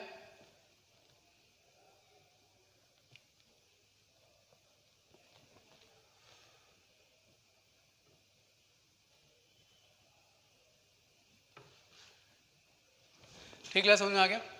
तो दो बॉडीज़ हैं क्लास. ठीक है, जब दो बॉडीज़ के बीच में रिलेटिव मोशन होगा, इसको रब करेंगे क्लास. तो रब करने पर क्या होगा कि इनके बीच में प्रोड्यूस होगी हीट. क्या प्रोड्यूस होगी? हीट प्रोड्यूस होगी क्लास. और जब ये हीट प्रोड्यूस होगी तो इस हीट की वजह से क्या होगा क्लास, ये हीट प्रोड्यूस होगी, इस हीट की वजह से इलेक्ट्रॉन क्या हो जाएंगे, एक बॉडी से दूसरी बॉडी में ट्रांसफ़र हो जाएंगे. एक बॉडी से दूसरी में ट्रांसफर हो जाएंगे. और इस तरीके से क्या होगा, इलेक्ट्रॉन या तो गेन होंगे या तो लूज होंगे. और इलेक्ट्रॉन जब गेन होंगे या लूज होंगे तो क्या हो जाएगा, बॉडी क्या होगी, चार्ज. समझ में आ गया नहीं आ गया इतना? ठीक है, अब इसके बहुत सारे एग्जांपल्स हैं, इसके कई एग्जांपल हैं. एग्जांपल की बात करते हैं. पहले देखो, अब क्या कुछ कंडीशन है, ध्यान रख लो, फिर हम इसके एग्जांपल्स की भी बात करेंगे. तो पहले सबसे समझो कि फ्रिक्शन से इलेक्ट्रिसिटी कैसे प्रोड्यूस हुई, आपको ये समझ में आया? खुद देखो, जब बॉडीज़ को हम क्या करेंगे, रब करेंगे. दोनों हाथ को जब तुम रब करते हो, सर्दियों में भी देखा होगा, तो हीट प्रोड्यूस होती है. अब ये हीट प्रोड्यूस क्या करेंगे, जो आउटर मोस्ट इलेक्ट्रॉन है, जो आउटर मोस्ट ऑर्बिटल जो इलेक्ट्रॉन है, वो क्या करेंगे, हीट एनर्जी गेन करेंगे. और इस हीट एनर्जी को गेन करने के बाद में उनकी एवरेज काइनेटिक एनर्जी क्या हो जाएगी, बढ़ जाएगी. तो उनकी जो थर्मल एनर्जी है, जो काइनेटिक एनर्जी बढ़ जाएगी. और काइनेटिक एनर्जी बढ़ने से क्या होगा, इलेक्ट्रॉन एक बॉडी से दूसरी बॉडी में ट्रांसफर हो जाएंगे. ठीक है, और जैसे ही इलेक्ट्रॉन का ट्रांसफर होता है, इलेक्ट्रॉन का ट्रांसफर होगी तो क्या बोला था, चार्जिंग बोला जाता है. ठीक है, इलेक्ट्रॉन के ट्रांसफर को, इलेक्ट्रॉन के रीअरेंजमेंट को, इसको तो चार्जिंग बोला जाता है क्लास. ठीक है, तो एक बॉडी तो एक्चुअली में बोला जाएगा कि बॉडी एक चार्ज हुई है, दोनों बॉडी चार्ज हुई. अब जिसने इलेक्ट्रॉन गेन किए वो बॉडी भी चार्ज हुई, और जिसने इलेक्ट्रॉन लूज किए एक्चुअल में वो बॉडी भी चार्ज हुई. तो ऐसे जब हम लोग क्लास रब करते हैं तो ऐसा नहीं है कि सिर्फ एक ही बॉडी चार्ज होती है. मान लो अगर दो बॉडीज़ को आप रब कर रहे हो तो ऐसा नहीं है कि एक बॉडी चार्ज होगी. चार्ज एक्चुअल में दोनों बॉडीज़ होंगी. इस बात का ध्यान रखना कि आपसे बोला जाए कि जब आप रब कर रहे हो फ्रिक्शन से, एक बॉडी चार्ज होगी, दोनों ही बॉडी चार्ज होंगी. क्यों? क्योंकि एक इलेक्ट्रॉन गेन करेगी और दूसरी इलेक्ट्रॉन क्या करेगा, लूज करेगा. तो जो इलेक्ट्रॉन लूज कर रहा है वो भी चार्ज हो रहा है, देखा जाए कैसा पॉजिटिवली चार्ज हो रहा है. और जो इलेक्ट्रॉन गेन कर रहा है वो भी कैसा चार्ज हो रहा है, वो भी नेगेटिवली चार्ज होता जा रहा है क्लास. ठीक है, तो ये है. ठीक है, इतना क्लियर हुआ? चलिए भैया आगे देखते हैं.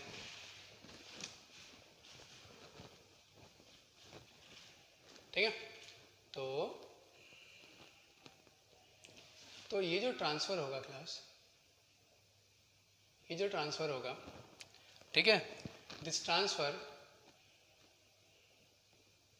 डिपेंड्स ऑन, या फिर क्या बोला जाएगा, ट्रांसफ़र, या फिर क्या बोला जाएगा, गेन और loss of electron depends on. ये किस पर डिपेंड करेगा, इट डिपेंड्स ऑन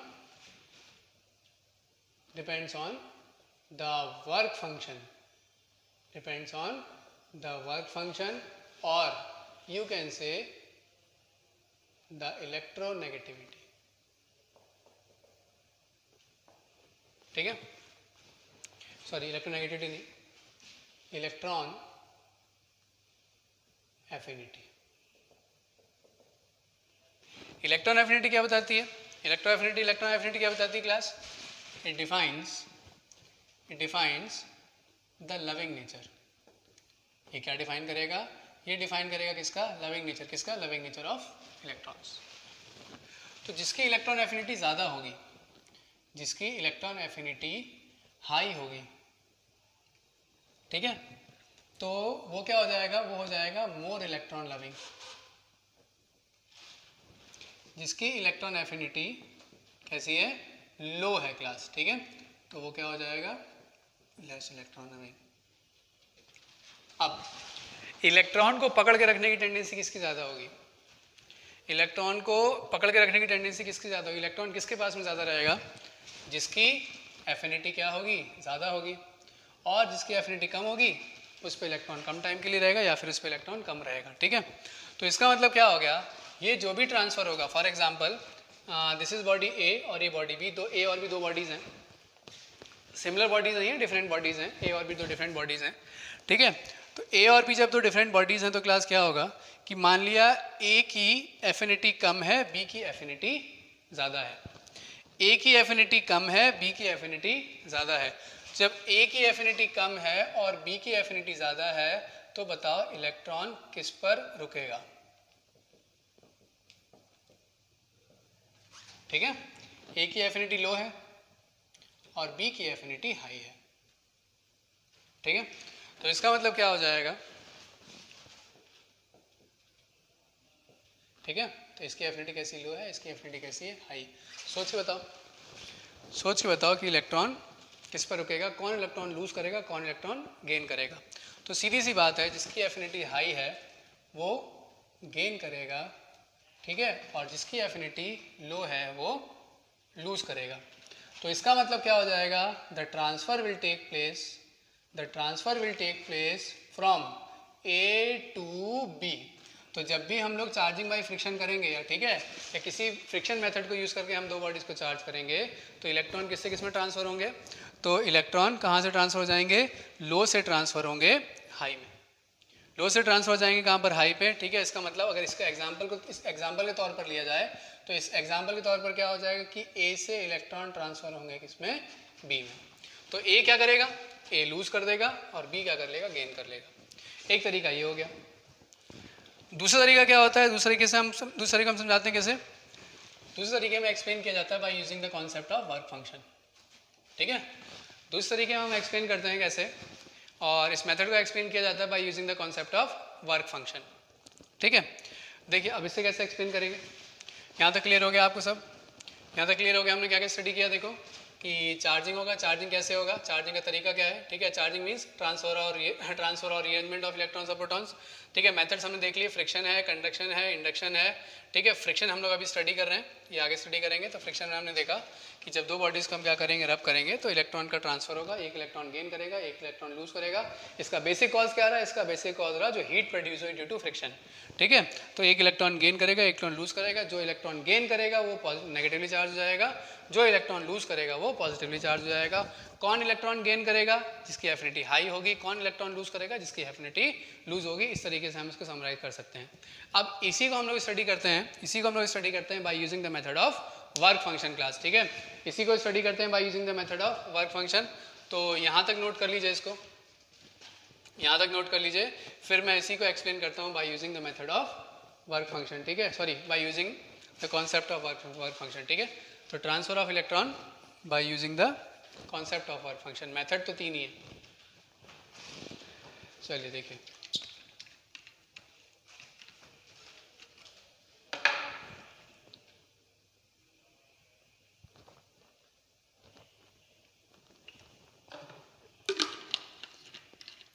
तो नोट कर लिया इसको, तो समझिए वर्क फंक्शन है क्या, है ना। तो यहाँ पर आपको अगर ब्रीफली मैं बताऊँ तो the amount of energy required to remove a single electron, ठीक है। एक ऑब्जेक्ट है जिसमें इलेक्ट्रॉन कन्फिग्रेशन, इलेक्ट्रॉन डिस्ट्रीब्यूटेड है उसमें, तो कितनी अमाउंट ऑफ एनर्जी रिक्वायर्ड है, कितनी अमाउंट ऑफ एनर्जी रिक्वायर्ड है कि उसमें सरफेस में से इलेक्ट्रॉन्स को रिमूव करने में, ठीक है। तो जो अमाउंट ऑफ एनर्जी रिक्वायर्ड होती है उसी को बोला जाता है वर्क फंक्शन। तो कोई किसी ऑब्जेक्ट का वर्क फंक्शन हाई है, ठीक है, किसी ऑब्जेक्ट का वर्क फंक्शन अगर हाई है, दैट मीन्स क्लास क्या हो जाएगा, the more amount of energy required और the high amount of energy required to remove a single electron. किसी का वर्क फंक्शन कम है तो इसका मतलब क्या हो जाएगा, वर्क फंक्शन मतलब क्या है, that means less amount of energy required to remove a single electron.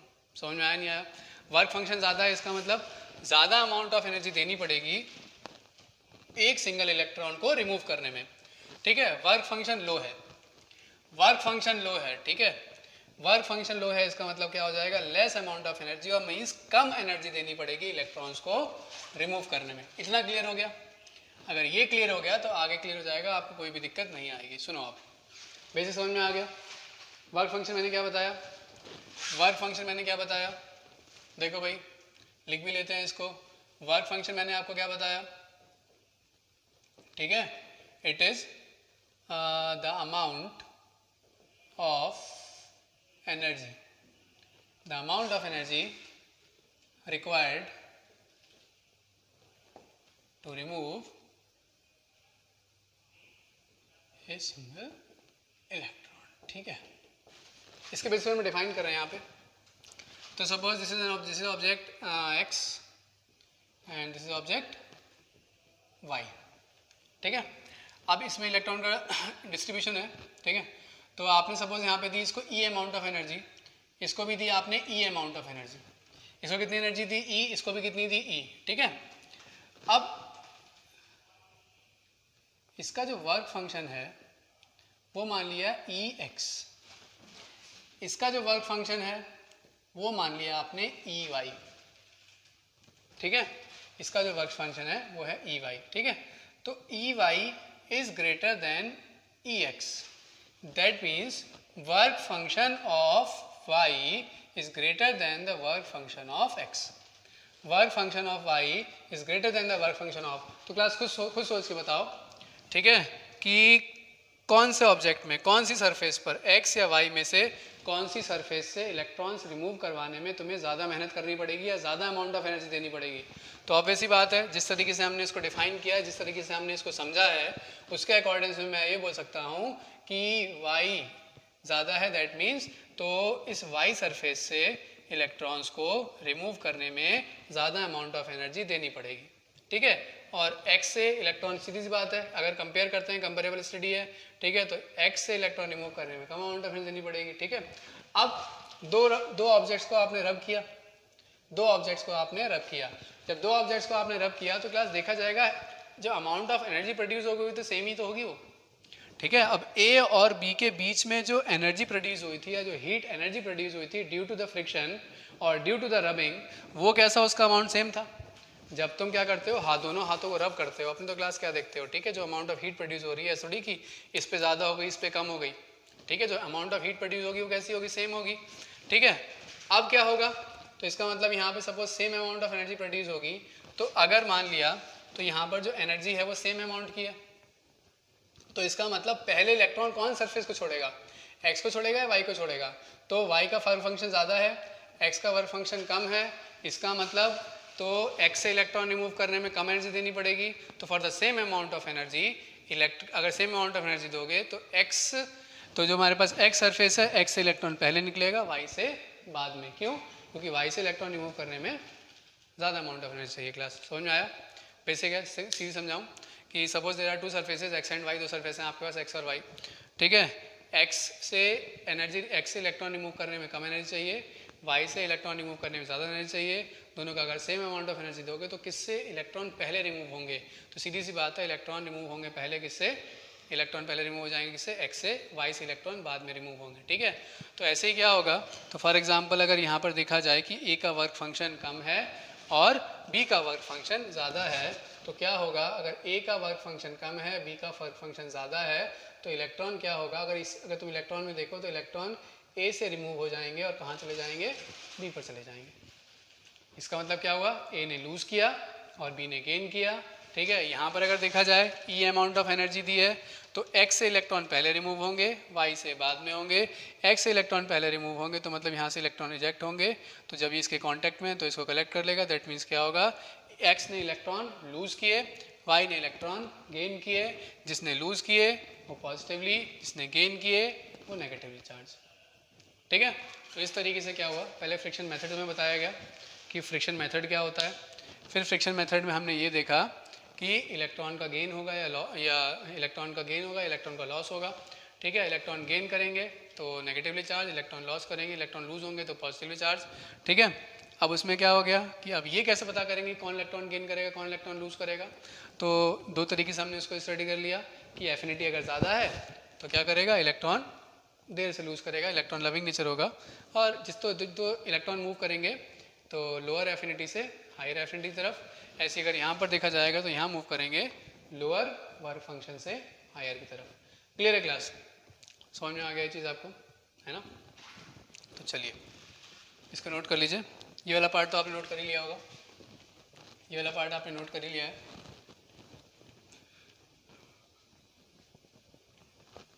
तो क्लास इस पूरे केस में हो क्या रहा है, देखो इस पूरे केस में हो रहा है ट्रांसफर ऑफ इलेक्ट्रॉन। इस पूरे केस में क्या हो रहा है, इस पूरे केस में हो रहा है ट्रांसफर ऑफ इलेक्ट्रॉन। तो इलेक्ट्रॉन मूव कर रहे हैं एक बॉडी से दूसरी बॉडी में, इलेक्ट्रॉन मूव करेंगे एक बॉडी से दूसरी बॉडी में। दैट मीन्स यहाँ हो क्या रहा है, यहाँ हो रहा है ट्रांसफर। तो जब भी इलेक्ट्रॉन मूव करेंगे या ट्रांसफर होंगे तो उससे प्रोड्यूस होगी, तो हम बोलते हैं वो प्रोड्यूस होगी वहाँ से इलेक्ट्रिसिटी। ठीक है, अब कॉज क्या है यहाँ पे, फ्रिक्शन। तो यहाँ से इलेक्ट्रॉन का मोशन होगा, उसको बोला जाएगा, उससे इलेक्ट्रिसिटी प्रोड्यूस होगी, उससे एसोसिएटेड होगी, उसको बोला जाएगा फ्रिक्शनल इलेक्ट्रिसिटी। ठीक है, अब यहाँ पे जो चार्ज है वो स्टैटिक है, तो it is also known as, तो ये चार्ज होगा वो तो हो जाएगा स्टैटिक चार्ज, और जो इलेक्ट्रिसिटी होगी वो जाएगी स्टैटिक इलेक्ट्रिसिटी। ठीक है, तो कहीं भी अगर न्यूमेरिकल में स्टैटिक चार्ज की बात कर रहे हैं तो मतलब तो ये चार्ज हो जाएगा। ठीक है, बात कर रहे हैं फ्रिक्शनल इलेक्ट्रिसिटी की बात कर रहे हैं तो इट इज़ अंडर इलेक्ट्रोस्टैट्स। ठीक है, और ये स्टैटिसिटी। ठीक है, इसको हम लोग देख चुके हैं क्लास। ठीक है, तो न्यूमेरिकल में या कभी कॉन्सेप्ट में आपको आए तो इस बात का ध्यान रखिएगा। चलिए भाई, क्लियर हो गया यहाँ तक? क्लियर हो गया यहाँ तक? कोई दिक्कत तो नहीं है आपको, है ना? अब इसे कुछ एग्जांपल्स देख लेते हैं, कुछ एग्जांपल्स देख लेते हैं क्लास। ठीक है, तो क्लास एग्जांपल्स देखो क्या क्या होते हैं इसके डेली लाइफ के आपको कई एग्जांपल मिलेंगे कि जब भी क्या होता है, जब भी हम लोग क्या करते हैं, मान लीजिए कोई ग्लास रॉड है, तो ग्लास रॉड को अगर वूल से रब करो, या फिर बहुत बेसिक एग्जांपल बताता हूँ कि छोटे बच्चे या आप भी छोटे होगे तो क्या करते हैं, एक जादू दिखाया जाता है एक दूसरे को, कैसे कि रूलर ले लेते हैं प्लास्टिक वाला, या फिर क्या लेते हैं, पेन ले लेते हैं, है ना? तो उसको क्या करते हैं, उसको रब करते हैं, किससे, हेयर से रब करते हैं। और जब ड्राई हेयर से रब करते हैं क्लास, जब हेयर से रब करते हैं तो देखा जाता है कि जब हेयर से रब करते हैं तो ये जो आपके पास स्केल या जो आपका रूलर या फिर बोलते हैं जो पेन होता है, ये छोटे छोटे पेपर के पीसीस को अट्रैक्ट करना शुरू कर देता है। मतलब तुम लोग क्या करते हो, तुम लोग ऐसे रब करते हो और हाथ पे आपने मान लिया पेपर्स वगैरह रखे हैं, तो देखोगे तो क्या करेगा, ये उसको अट्रैक्ट करेगा। ठीक है, तो ये कहाँ से आया क्लास? तो अब पहले तो उसमें कोई भी अट्रैक्टिव पावर थी नहीं, इसमें ना ही ये मैग्नेट था। तो क्लास ये हुआ क्या, जैसे ही आपने इसको रब किया तो यहाँ पर क्या हुआ, यहाँ पर प्रोड्यूस हुई फ्रिक्शनल इलेक्ट्रिसिटी, या फिर बोल सकेंगे यहाँ पर प्रोड्यूस हो गया स्टैटिक चार्ज, और due to this static charge क्या हुआ, इन चार्ज पार्टिकल्स पर या इन जो हमारे छोटे छोटे पेपर के पीसेस हैं इन पर लगा एक फोर्स, इलेक्ट्रोस्टैटिक फोर्स, और ये उसकी तरफ अट्रैक्ट हो गए। ठीक है, समझ में आ गया? अब इसमें क्लास दो तीन चीज़ देखी होंगी कि अगर ऑयली हेयर होते हैं, जो बालों में तेल लगा के आता है वही जादू नहीं दिखा पाता है, या फिर मान लिए कि आपके पास तो प्लास्टिक का स्केल है, जो आपका फ्रेंड है उसके पास स्केल है किसका, मेटल का स्केल है, मेटल स्केल है, एल्यूमिनियम वाला है कोई भी। ठीक है, जब मेटल स्केल है, जब वो कोशिश करता है तो वो भी जादू को नहीं दिखा पाएगा। तो ऐसा क्यों होता है? तो देखो क्लास होगा क्या, तो यहाँ से कंडीशन ये बनती है कि हम लोग क्या देखते हैं कि जो हमारे पास ऑब्जेक्ट हैं जिनको आप रब कर रहे हैं, ठीक है, suppose this is object A और ये कैसा है object B, this is object A, ये ऑब्जेक्ट बी। ठीक है, तो एट लीस्ट वन, दोनों तो कोई दिक्कत नहीं है, at least one should be an insulator. तो ये कंडीशन भी हो जाती है फ्रिक्शनल इलेक्ट्रिसिटी को प्रोड्यूस करने की। दोनों में से कम एक तो क्या होना चाहिए, एक तो होना चाहिए आपका इंसुलेटर क्लास। ठीक है, तो उसमें देखो इंसुलेटर में क्या होता है कि जब हम क्या करते हैं, जब हम रब करते हैं हेयर्स को, ठीक है, या जब हम करेंगे इसको रब करेंगे तो क्लास, तो फॉर एग्जांपल अगर ये रूलर है, ठीक है, ये रूलर है ना, स्केल है, तो क्लास जब इसको रब करते हैं तो क्या होता है कि इलेक्ट्रॉन्स इसकी आउटर मोस्ट सरफेस पर आ जाते हैं। इलेक्ट्रॉन कहाँ आ जाते हैं, इलेक्ट्रॉन आ जाते हैं आउटर मोस्ट सरफेस। अब यहाँ पर रखे हैं ये पेपर के पीसेस, इतना बड़ा नहीं होता, छोटे छोटे पेपर के पीसेस, ठीक है, पेपर के पीसेस हैं। अब जैसे आप इसको पास में लेके आते हो तो होता क्या है क्लास कि ये जो इलेक्ट्रॉन है, तो ये इसमें नेट चार्ज कितना है, इसमें क्यों नेट है, जीरो, अभी कोई भी चार्ज नहीं है इसमें, इसको आपने चार्ज नहीं किया था, क्यू नॉट जीरो है। क्यू नॉट जीरो है इसका मतलब कितना हो गया, जितना इसमें पॉजिटिव चार्ज है उतना ही इसमें नेगेटिव चार्ज है। तो इसके जो इलेक्ट्रॉन्स होंगे वो इसके अंदर जो नेगेटिव चार्ज पार्टिकल्स होंगे उनको रिपेल कर देंगे, तो वो तो आ जाएंगे यहाँ पे, और जो पॉजिटिव चार्ज पार्टिकल्स हैं उनको अट्रैक्ट कर लेंगे। मतलब सीधी सी बात है, इलेक्ट्रॉन वहाँ चले गए तो पॉजिटिव आ जाएंगे यहाँ पे। तो यहाँ पर जनरेट हो गई नेट पॉजिटिव पोलैरिटी, यहाँ पर जनरेट हो गई नेट नेगेटिव पोलैरिटी। ठीक है, जब नेट यहाँ पर पॉजिटिव हो गई, जब नेट यहाँ पर नेगेटिव होगी, तो क्या हुआ, नेगेटिव चार्ज पार्टिकल्स ने या जो नेट नेगेटिव चार्ज प्रोड्यूस हुआ है उसने इस पर एक फोर्स लगाना शुरू किया। जैसा हमने क्या देखा था कि जो अनलाइक चार्जेस होते हैं वो अट्रैक्ट करते हैं, तो ये पेपर के पीसेस इसकी तरफ क्या होने लगे, अट्रैक्ट होने लगे। तो ये पहली कंडीशन में हो जाता है। दूसरी कंडीशन में क्या होता है कि मान लो अगर पेपर के पीस हैं, यहाँ पर नेट नेगेटिव चार्ज था, तो जैसे ही ये पेपर के पीस इसके कांटेक्ट में आया तो यहाँ पर था पॉजिटिव चार्ज, दोनों चार्ज क्या हो गए, न्यूट्रलाइज हो गए। और न्यूट्रलाइज होने के बाद में पहली कंडीशन में तो ये ऊपर गया, जैसे ही चार्ज क्या हुआ न्यूट्रलाइज, तो दूसरी कंडीशन में ये वापस कहाँ आ गया, नीचे। मतलब पेपर का पीस थोड़ी देर के लिए उसके कांटेक्ट में रहेगा, उसके बाद में क्या हो जाएगा, उसके बाद में फिर कहाँ आ जाएगा, नीचे आ जाएगा। ठीक है, समझ में आ गया। तो ऐसा क्यों हुआ कि जैसे ही उसके पास गया तो जब चार्ज का डिफरेंस था तो दोनों के बीच में फोर्स आया, जब फोर्स आया तो इसका मतलब क्या हुआ, इसने उसको अट्रैक्ट किया, जब अट्रैक्ट किया तो क्या हुआ, तो अट्रैक्ट किया तो ये उसके पास चला गया, जब पास चला गया तो क्या हुआ क्लास, फिर तो जब दोनों ही जैसे कांटेक्ट में आए, जैसे दोनों कांटेक्ट में आए चार्ज कैसा हो गया, न्यूट्रलाइज हो गया। जैसे चार्ज न्यूट्रलाइज हो गया तो कोई भी नेट चार्ज नहीं बचा, मतलब नेट फोर्स नहीं बचा, और ये पेपर का पीस वापस वहाँ से नीचे गिर गया। ये पूरा प्रोसेस रहा।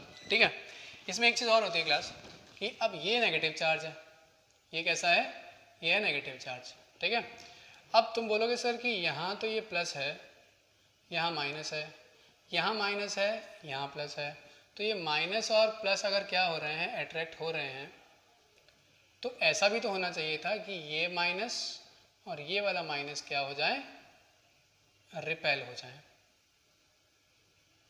ठीक है, ये क्या हो रहा है, ये अट्रैक्ट हो रहे हैं, ये क्या हो रहे हैं क्लास, रिपेल हो रहे हैं।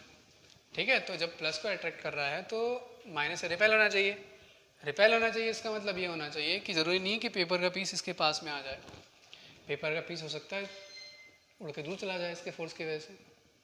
बट क्लास क्या होता है, जब हम इसको देखते हैं तो क्या होता है, ये जो डिस्टेंस आपको दिखाई देगा, कौन सा, ध्यान से देखना है इस चीज़ को, ये जो डिस्टेंस दिखाई देगा आपको नेगेटिव नेगेटिव के बीच का, और जो डिस्टेंस दिखाई देगा आपको पॉजिटिव पॉजिटिव के बीच का। ठीक है, तो जो डिस्टेंस होता है नेगेटिव का वो छोटा है किससे, डिस्टेंस ऑफ पॉजिटिव से।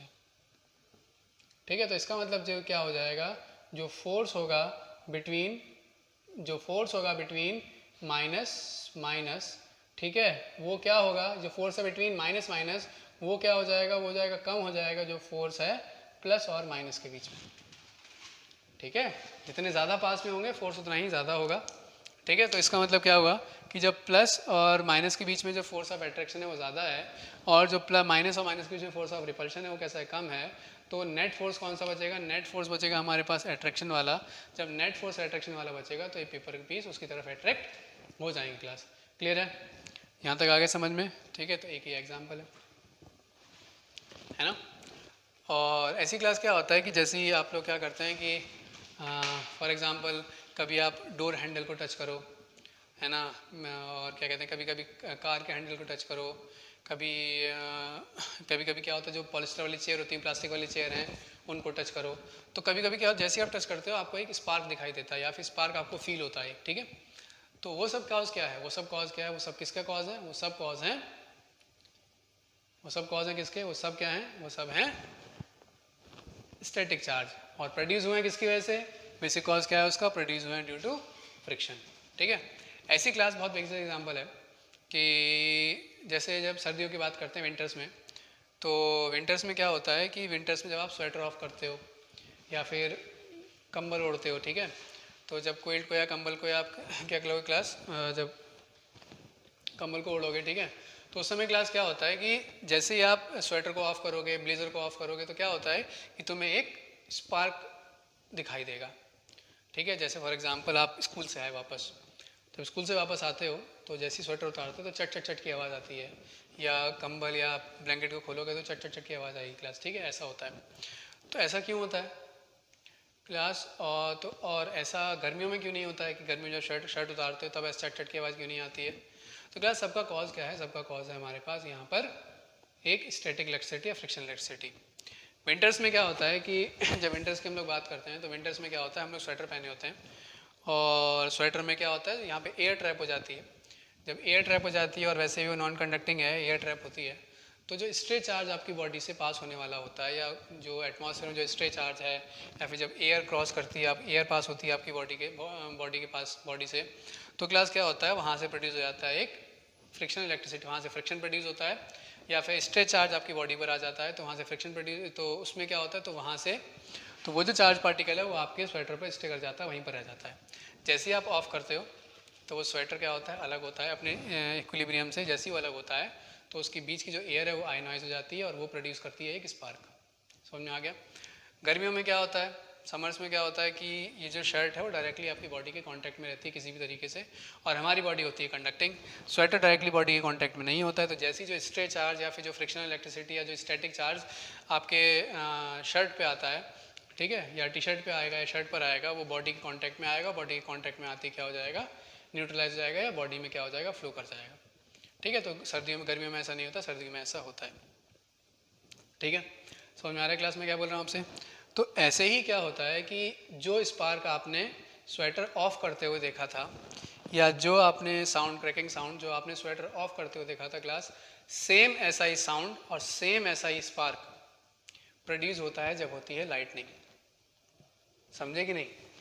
बट वो जो लाइटनिंग होती है क्लास, वहाँ पर जो स्पार्क प्रोड्यूस होता है उसका अमाउंट बहुत बहुत बहुत ज़्यादा होता है। जो क्रैकिंग साउंड तुमने सुनाई दिया था वो एक्चुअल में था थंडरिंग, ठीक है, जिसका अमाउंट भी, जिसकी इंटेंसिटी भी इस साउंड से काफ़ी बहुत बहुत ज़्यादा होती है। फेनोमेनन सेम है, ठीक है। तो जो क्लाउड होते हैं, तो क्लास जब क्लाउड इलेक्ट्रीफाई हो जाते हैं, जब क्लाउड चार्ज हो जाते हैं, तब प्रोड्यूस होती है फ्रिक्शनल इलेक्ट्रिसिटी या थंडरिंग या लाइटनिंग होती है। तो वहाँ पर भी कॉज क्या होता है, वहाँ पर भी कॉज होता है फ्रिक्शनल इलेक्ट्रिसिटी का। ठीक है, वहाँ पर भी कॉज होता है किसका, फ्रिक्शनल इलेक्ट्रिसिटी का, या फिर बोलेंगे फ्रिक्शन का, या फिर बोलेंगे स्टैटिक चार्ज का। ठीक है, तो जो स्पार्क आपके स्वेटर में प्रोड्यूस हुआ था, सेम स्पार्क वहाँ प्रोड्यूस हो रहा है, बट बहुत ज़्यादा अमाउंट में, है ना। Clear class. तो ये कुछ रियल लाइफ एग्जांपल्स हैं जो आपको ध्यान रखने हैं। ऐसे क्या होता है, ग्लास रॉड को रब करो, या फिर तुमने देखा होगा कि जब टीवी स्क्रीन है, ठीक है, टीवी स्क्रीन है, अभी वाली एलसीडी एलईडी तो नहीं, जो पीछे से बड़े होते हैं टीवी, जो पुराने हम लोग के टीवी, जो सीएफटी वाले टीवी होते हैं, ठीक है क्लास। अगर वो टीवी है, या फिर बोलते हो जो तुमने अगर देखा हो मॉनिटर जो होते हैं, बड़े वाले मॉनिटर, पतले वाले नहीं, टीएफटी वाले नहीं, जो बड़े मॉनिटर होते हैं क्लास, तो उसमें क्या करो, अगर आप हाथ को अपने ऐसे पास में लेके जाओ यहाँ पर, तो देखोगे कि ये जो आपके ये जो हेयर्स हैं वो कैसे हो जाते हैं, तो बोलते हैं कि, तो या फिर क्या हो जाएगा कि ये जो आपके बाल हैं, ठीक है, अगर आप उसको स्क्रीन के पास में से लेके जाओगे तो ये बाल खड़े हो जाते हैं ऐसे, ठीक है। तो वो कॉज क्या होता है, तो वहाँ पर भी क्या होता है, जब इलेक्ट्रॉन बार बार क्या करते हैं, कोलाइड करते हैं स्क्रीन से, तो जो स्क्रीन होती है स्लाइटली इलेक्ट्रीफाइड हो जाती है या स्लाइटली चार्ज हो जाती है। तो जैसे ही हेयर्स को उसके पास में लेके जाते हो तो क्या होता है कि ये हेयर्स क्या होते हैं, खड़े होने लगते हैं, due to the static charge और due to the frictional electricity. ठीक है, ऐसे क्या होता है, ऐसे बोला जाता है कि अगर आप बाहर घूम रहे हो, कहीं ग्राउंड में घूम रहे हो या किसी फॉरेस्ट एरिया में घूम रहे हो, रेनी सीज़न है, सीज़न अच्छा नहीं है, वेदर सही नहीं है, और आप फील करो कि आपके बाल एकदम से खड़े होने लगे, गूज बम्स जिनको बोलते हैं हम लोग, या सर के बाल एकदम से खड़े होने लगे, तो वहाँ पे रुको मत, वहाँ से भाग जाओ। रीज़न क्या होता है उसका कि भैया अगर ऐसा है तो उसके आसपास कहीं ना कहीं लाइटनिंग होने वाली है। तो जो हेयर्स में जो इफेक्ट आया आपके, ठीक है, वो क्यों आया, वो ड्यू टू द इंडक्शन, और वहाँ पर जो लाइटनिंग होने वाली है उसकी वजह से। ठीक है, तो ये साइन होते हैं, तो इसको डिज़ास्टर मैनेजमेंट में पढ़ाया जाता है कि हाँ भैया इन चीज़ों का ध्यान रखिएगा आप। तो ये था क्लास, ठीक है। तो ये है हमारे पास फ्रिक्शनल इलेक्ट्रिसिटी, कोई दिक्कत तो नहीं आई, समझ में आ गया, तो ध्यान रखिएगा, है ना। और एक बेसिक चीज़ आपको बहुत ज़्यादा ध्यान में रखनी है, at least one should be insulator. अगर दोनों में से एक इंसुलेटर नहीं है, ठीक है, या मान लिया तो क्या है, अगर तो ये कंडक्टिंग है, बॉडीज़ कंडक्टिंग है, तो कंडक्टिंग है तो क्या होगा कि ऐसा नहीं है कि अब तुम अपने हाथों को रब करते हो तो यहाँ पर स्टैटिक चार्ज आ जाता है कि तुम ऐसे रब करो और कहीं छुओ तो तुम्हें स्पार्क मिले या कहीं तुम्हें इस पर चार्ज मिल जाए। ठीक है, ऐसा नहीं होता है। क्यों क्लास ऐसा नहीं होता है कि बॉडी हमारी कैसी है, कंडक्टिंग है, जैसे ही हम रब करते हैं तो जो हीट प्रोड्यूस होती है, मान लीजिए इलेक्ट्रॉन एनर्जी गेन भी कर रहे हैं, तो वो जो हीट होती है हमारी बॉडी में फ्लो कर जाती है, हीट जो होगी वो बॉडी में हमारी फ्लो कर जाती है, बॉडी में ट्रांसफर हो जाती है। अगर बॉडी कैसी होती है, इंसुलेटर है, ठीक है, बॉडी नॉन कंडक्टिंग है, बॉडी इंसुलेटर है, तो क्या होगा, ये जो भी चार्ज प्रोड्यूस होगा, ये जो भी चार्ज प्रोड्यूस होगा ये सिर्फ सरफेस पर रहेगा और सरफेस से जो भी हीट प्रोड्यूस होगी वो सिर्फ मिलेगी आउटर मोस्ट इलेक्ट्रॉन को, और वो हीट फर्दर बॉडी में अंदर ट्रांसफ़र नहीं होगी। ठीक है, बॉडी में अगर हीट ट्रांसफर हो गई इसका मतलब क्या हुआ, इलेक्ट्रॉन ने एनर्जी गेन नहीं की। जब इलेक्ट्रॉन एनर्जी गेन नहीं कर पाएंगे इसका मतलब क्या हुआ, इलेक्ट्रॉन गेन एनर्जी गेन नहीं कर पाएंगे, दैट मीन्स क्या होगा, वो सरफेस से बाहर नहीं आ पाएंगे। तो इलेक्ट्रॉन का गेन या इलेक्ट्रॉन का लॉस नहीं हो पाएगा। जब इलेक्ट्रॉन का गेन या लॉस नहीं हो पाएगा दैट मीन्स क्या होगा कि चार्जिंग नहीं हो पाएगी। ठीक है, इलेक्ट्रॉन का ट्रांसफर नहीं हो पाएगा। क्लियर क्लास, समझ में आ गया, कोई दिक्कत तो नहीं यहाँ तक। तो यहाँ पर हमने स्टडी किया किसको, यहाँ पर हमने किया the charging by friction class. ठीक है, अच्छे से ध्यान रखना, कुछ भी नहीं समझ में आया तो बताना, सीधी बात है। जब भी बॉडीज को रब करेंगे हीट प्रोड्यूस होगी, हीट कौन गेन करेंगे, इलेक्ट्रॉन्स गेन करेंगे, इलेक्ट्रॉन जब हीट गेन करेंगे तो वो सरफेस तो वो क्या हो जाएंगे, दूसरे सरफेस पर ट्रांसफर हो जाएंगे या फिर आउटर मोस्ट सरफेस पर आ जाएंगे। ठीक है, तो इलेक्ट्रॉन, कोई बॉडी का इलेक्ट्रॉन गेन कर रही है ड्यू टू दिस मेथड तो वो नेगेटिवली चार्ज हो जाएगी, इलेक्ट्रॉन लूज कर रहे हैं तो क्या हो जाएगा, वो बॉडी पॉजिटिवली चार्ज हो जाएगी। कई रियल लाइफ एग्जाम्पल हमारे पास हैं। अब ट्रांसफर कैसे होगा, ट्रांसफर होगा on the basis of work function और on the basis of electron affinity.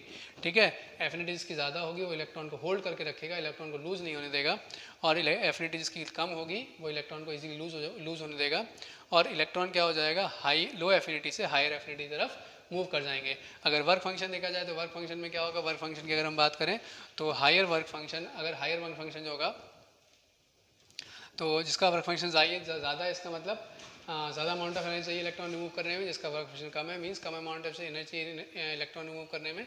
तो इलेक्ट्रॉन का मूव कहाँ, तो जिसका वर्क फंक्शन कम है उससे इलेक्ट्रॉन इजीली मूव कर जाएंगे, वो इलेक्ट्रॉन इजीली लूज़ कर देगा, और जिसका वर्क फंक्शन ज़्यादा है इलेक्ट्रॉन इजीली लूज़ नहीं कर पाएगा। क्लास ठीक है, समझ में आ गया नहीं आ गया।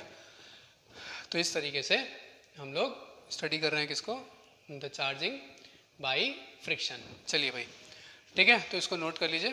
फिर हम लोग नेक्स्ट मेथड देखते हैं, दैट इज इंडक्शन। ठीक है, नेक्स्ट मेथड देखते हैं, the next method that is induction. Class ठीक है, नेक्स्ट मेथड इज इंडक्शन, और we can say charging by induction, induction, और we can say charging by induction, induction, और we can say charging by induction. Class ठीक है, तो induction का meaning class क्या होगा देखो, और इंडक्शन से चार्जिंग कैसे होगी।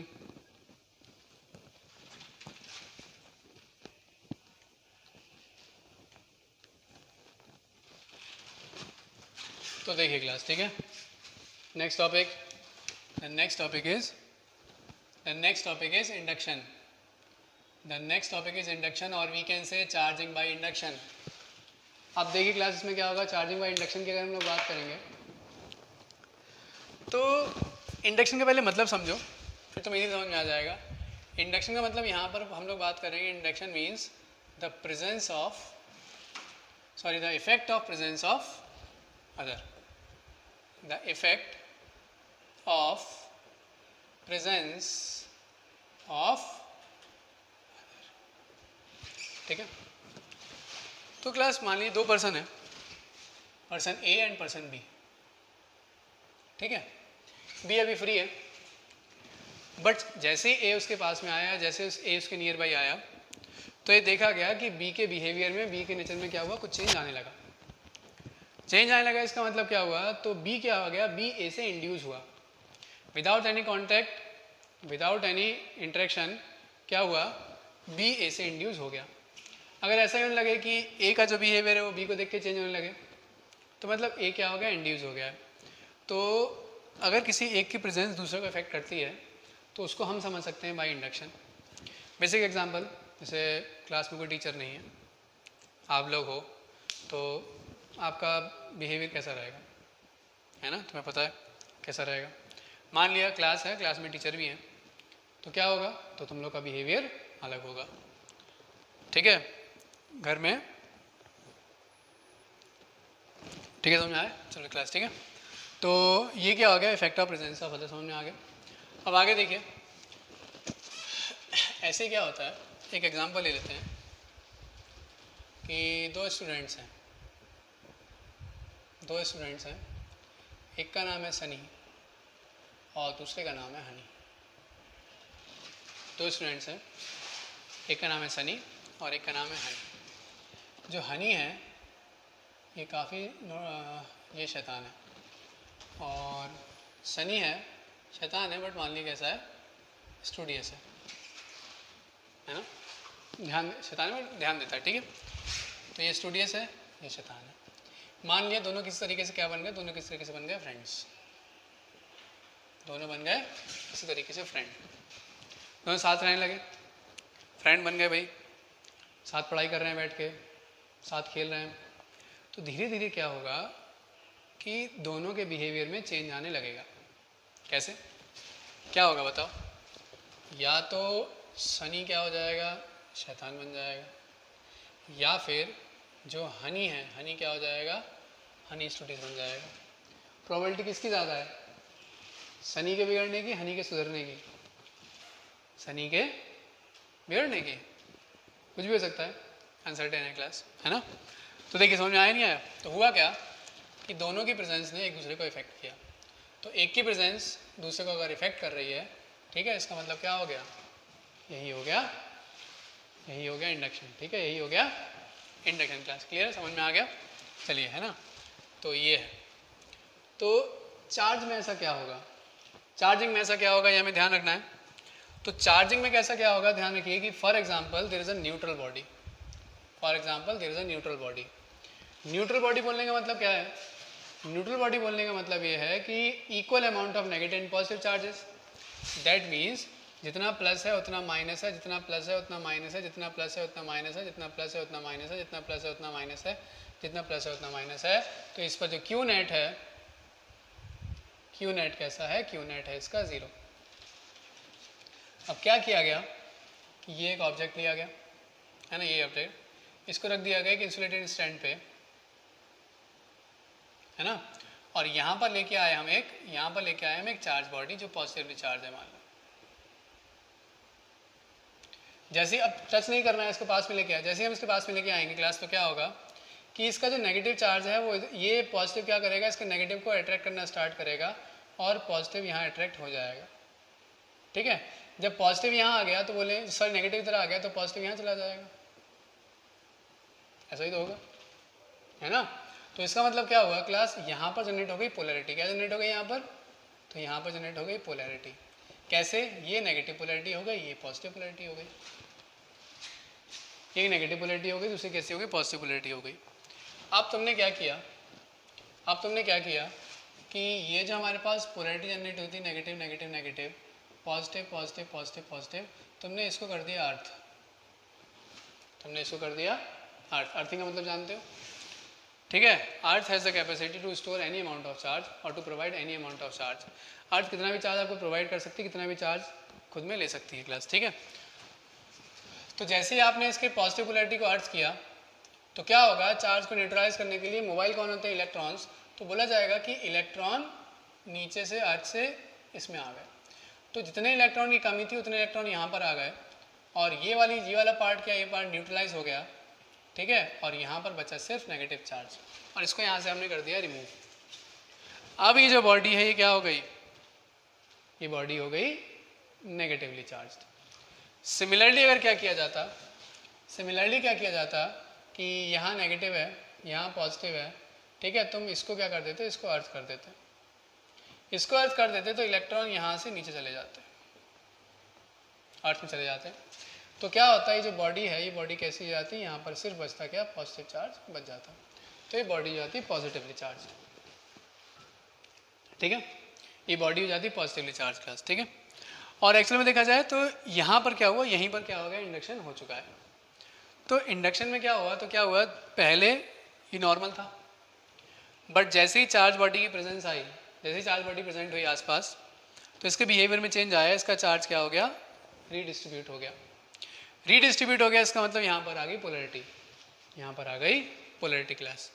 तो यही जो पोलैरिटी का डेवलपमेंट है ना क्लास, इसी को बोला जाता है इंडक्शन। तो इंडक्शन को डिफाइन कैसे करते हैं, तो मैंने तुमसे बोला था ना कि ज़रूरी नहीं है कि चार्ज का इलेक्ट्रॉन का ट्रांसफ़र हो, कि इलेक्ट्रॉन गेन करे या इलेक्ट्रॉन लूज़ करे।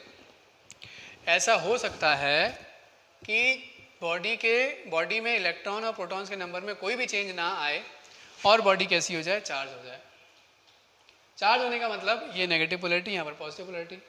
तो तो क्लास ये जो मेथड था ना, यही है वो जो मैं आप जिसके बारे में आपसे बात करना चाह रहा था, वो था। तो ये मेथड कौन सा क्लास? यही है इंडक्शन। तो इंडक्शन में क्या हुआ कि बॉडी के, अभी इसको ध्यान मत रखना, यहीं तक बात कर रहे हैं। तो बॉडी का जो नेट चार्ज है वो क्या हो गया? रीअरेंज हो गया। बॉडी के जो चार्ज पार्टिकल्स हैं वो रीअरेंज में हो गए, रीडिस्ट्रीब्यूट हो गए, तो बॉडी में डेवलप हो गई पोलैरिटी। तो यही से हमने बोला कि the induction is the phenomenon of redistribution of charge.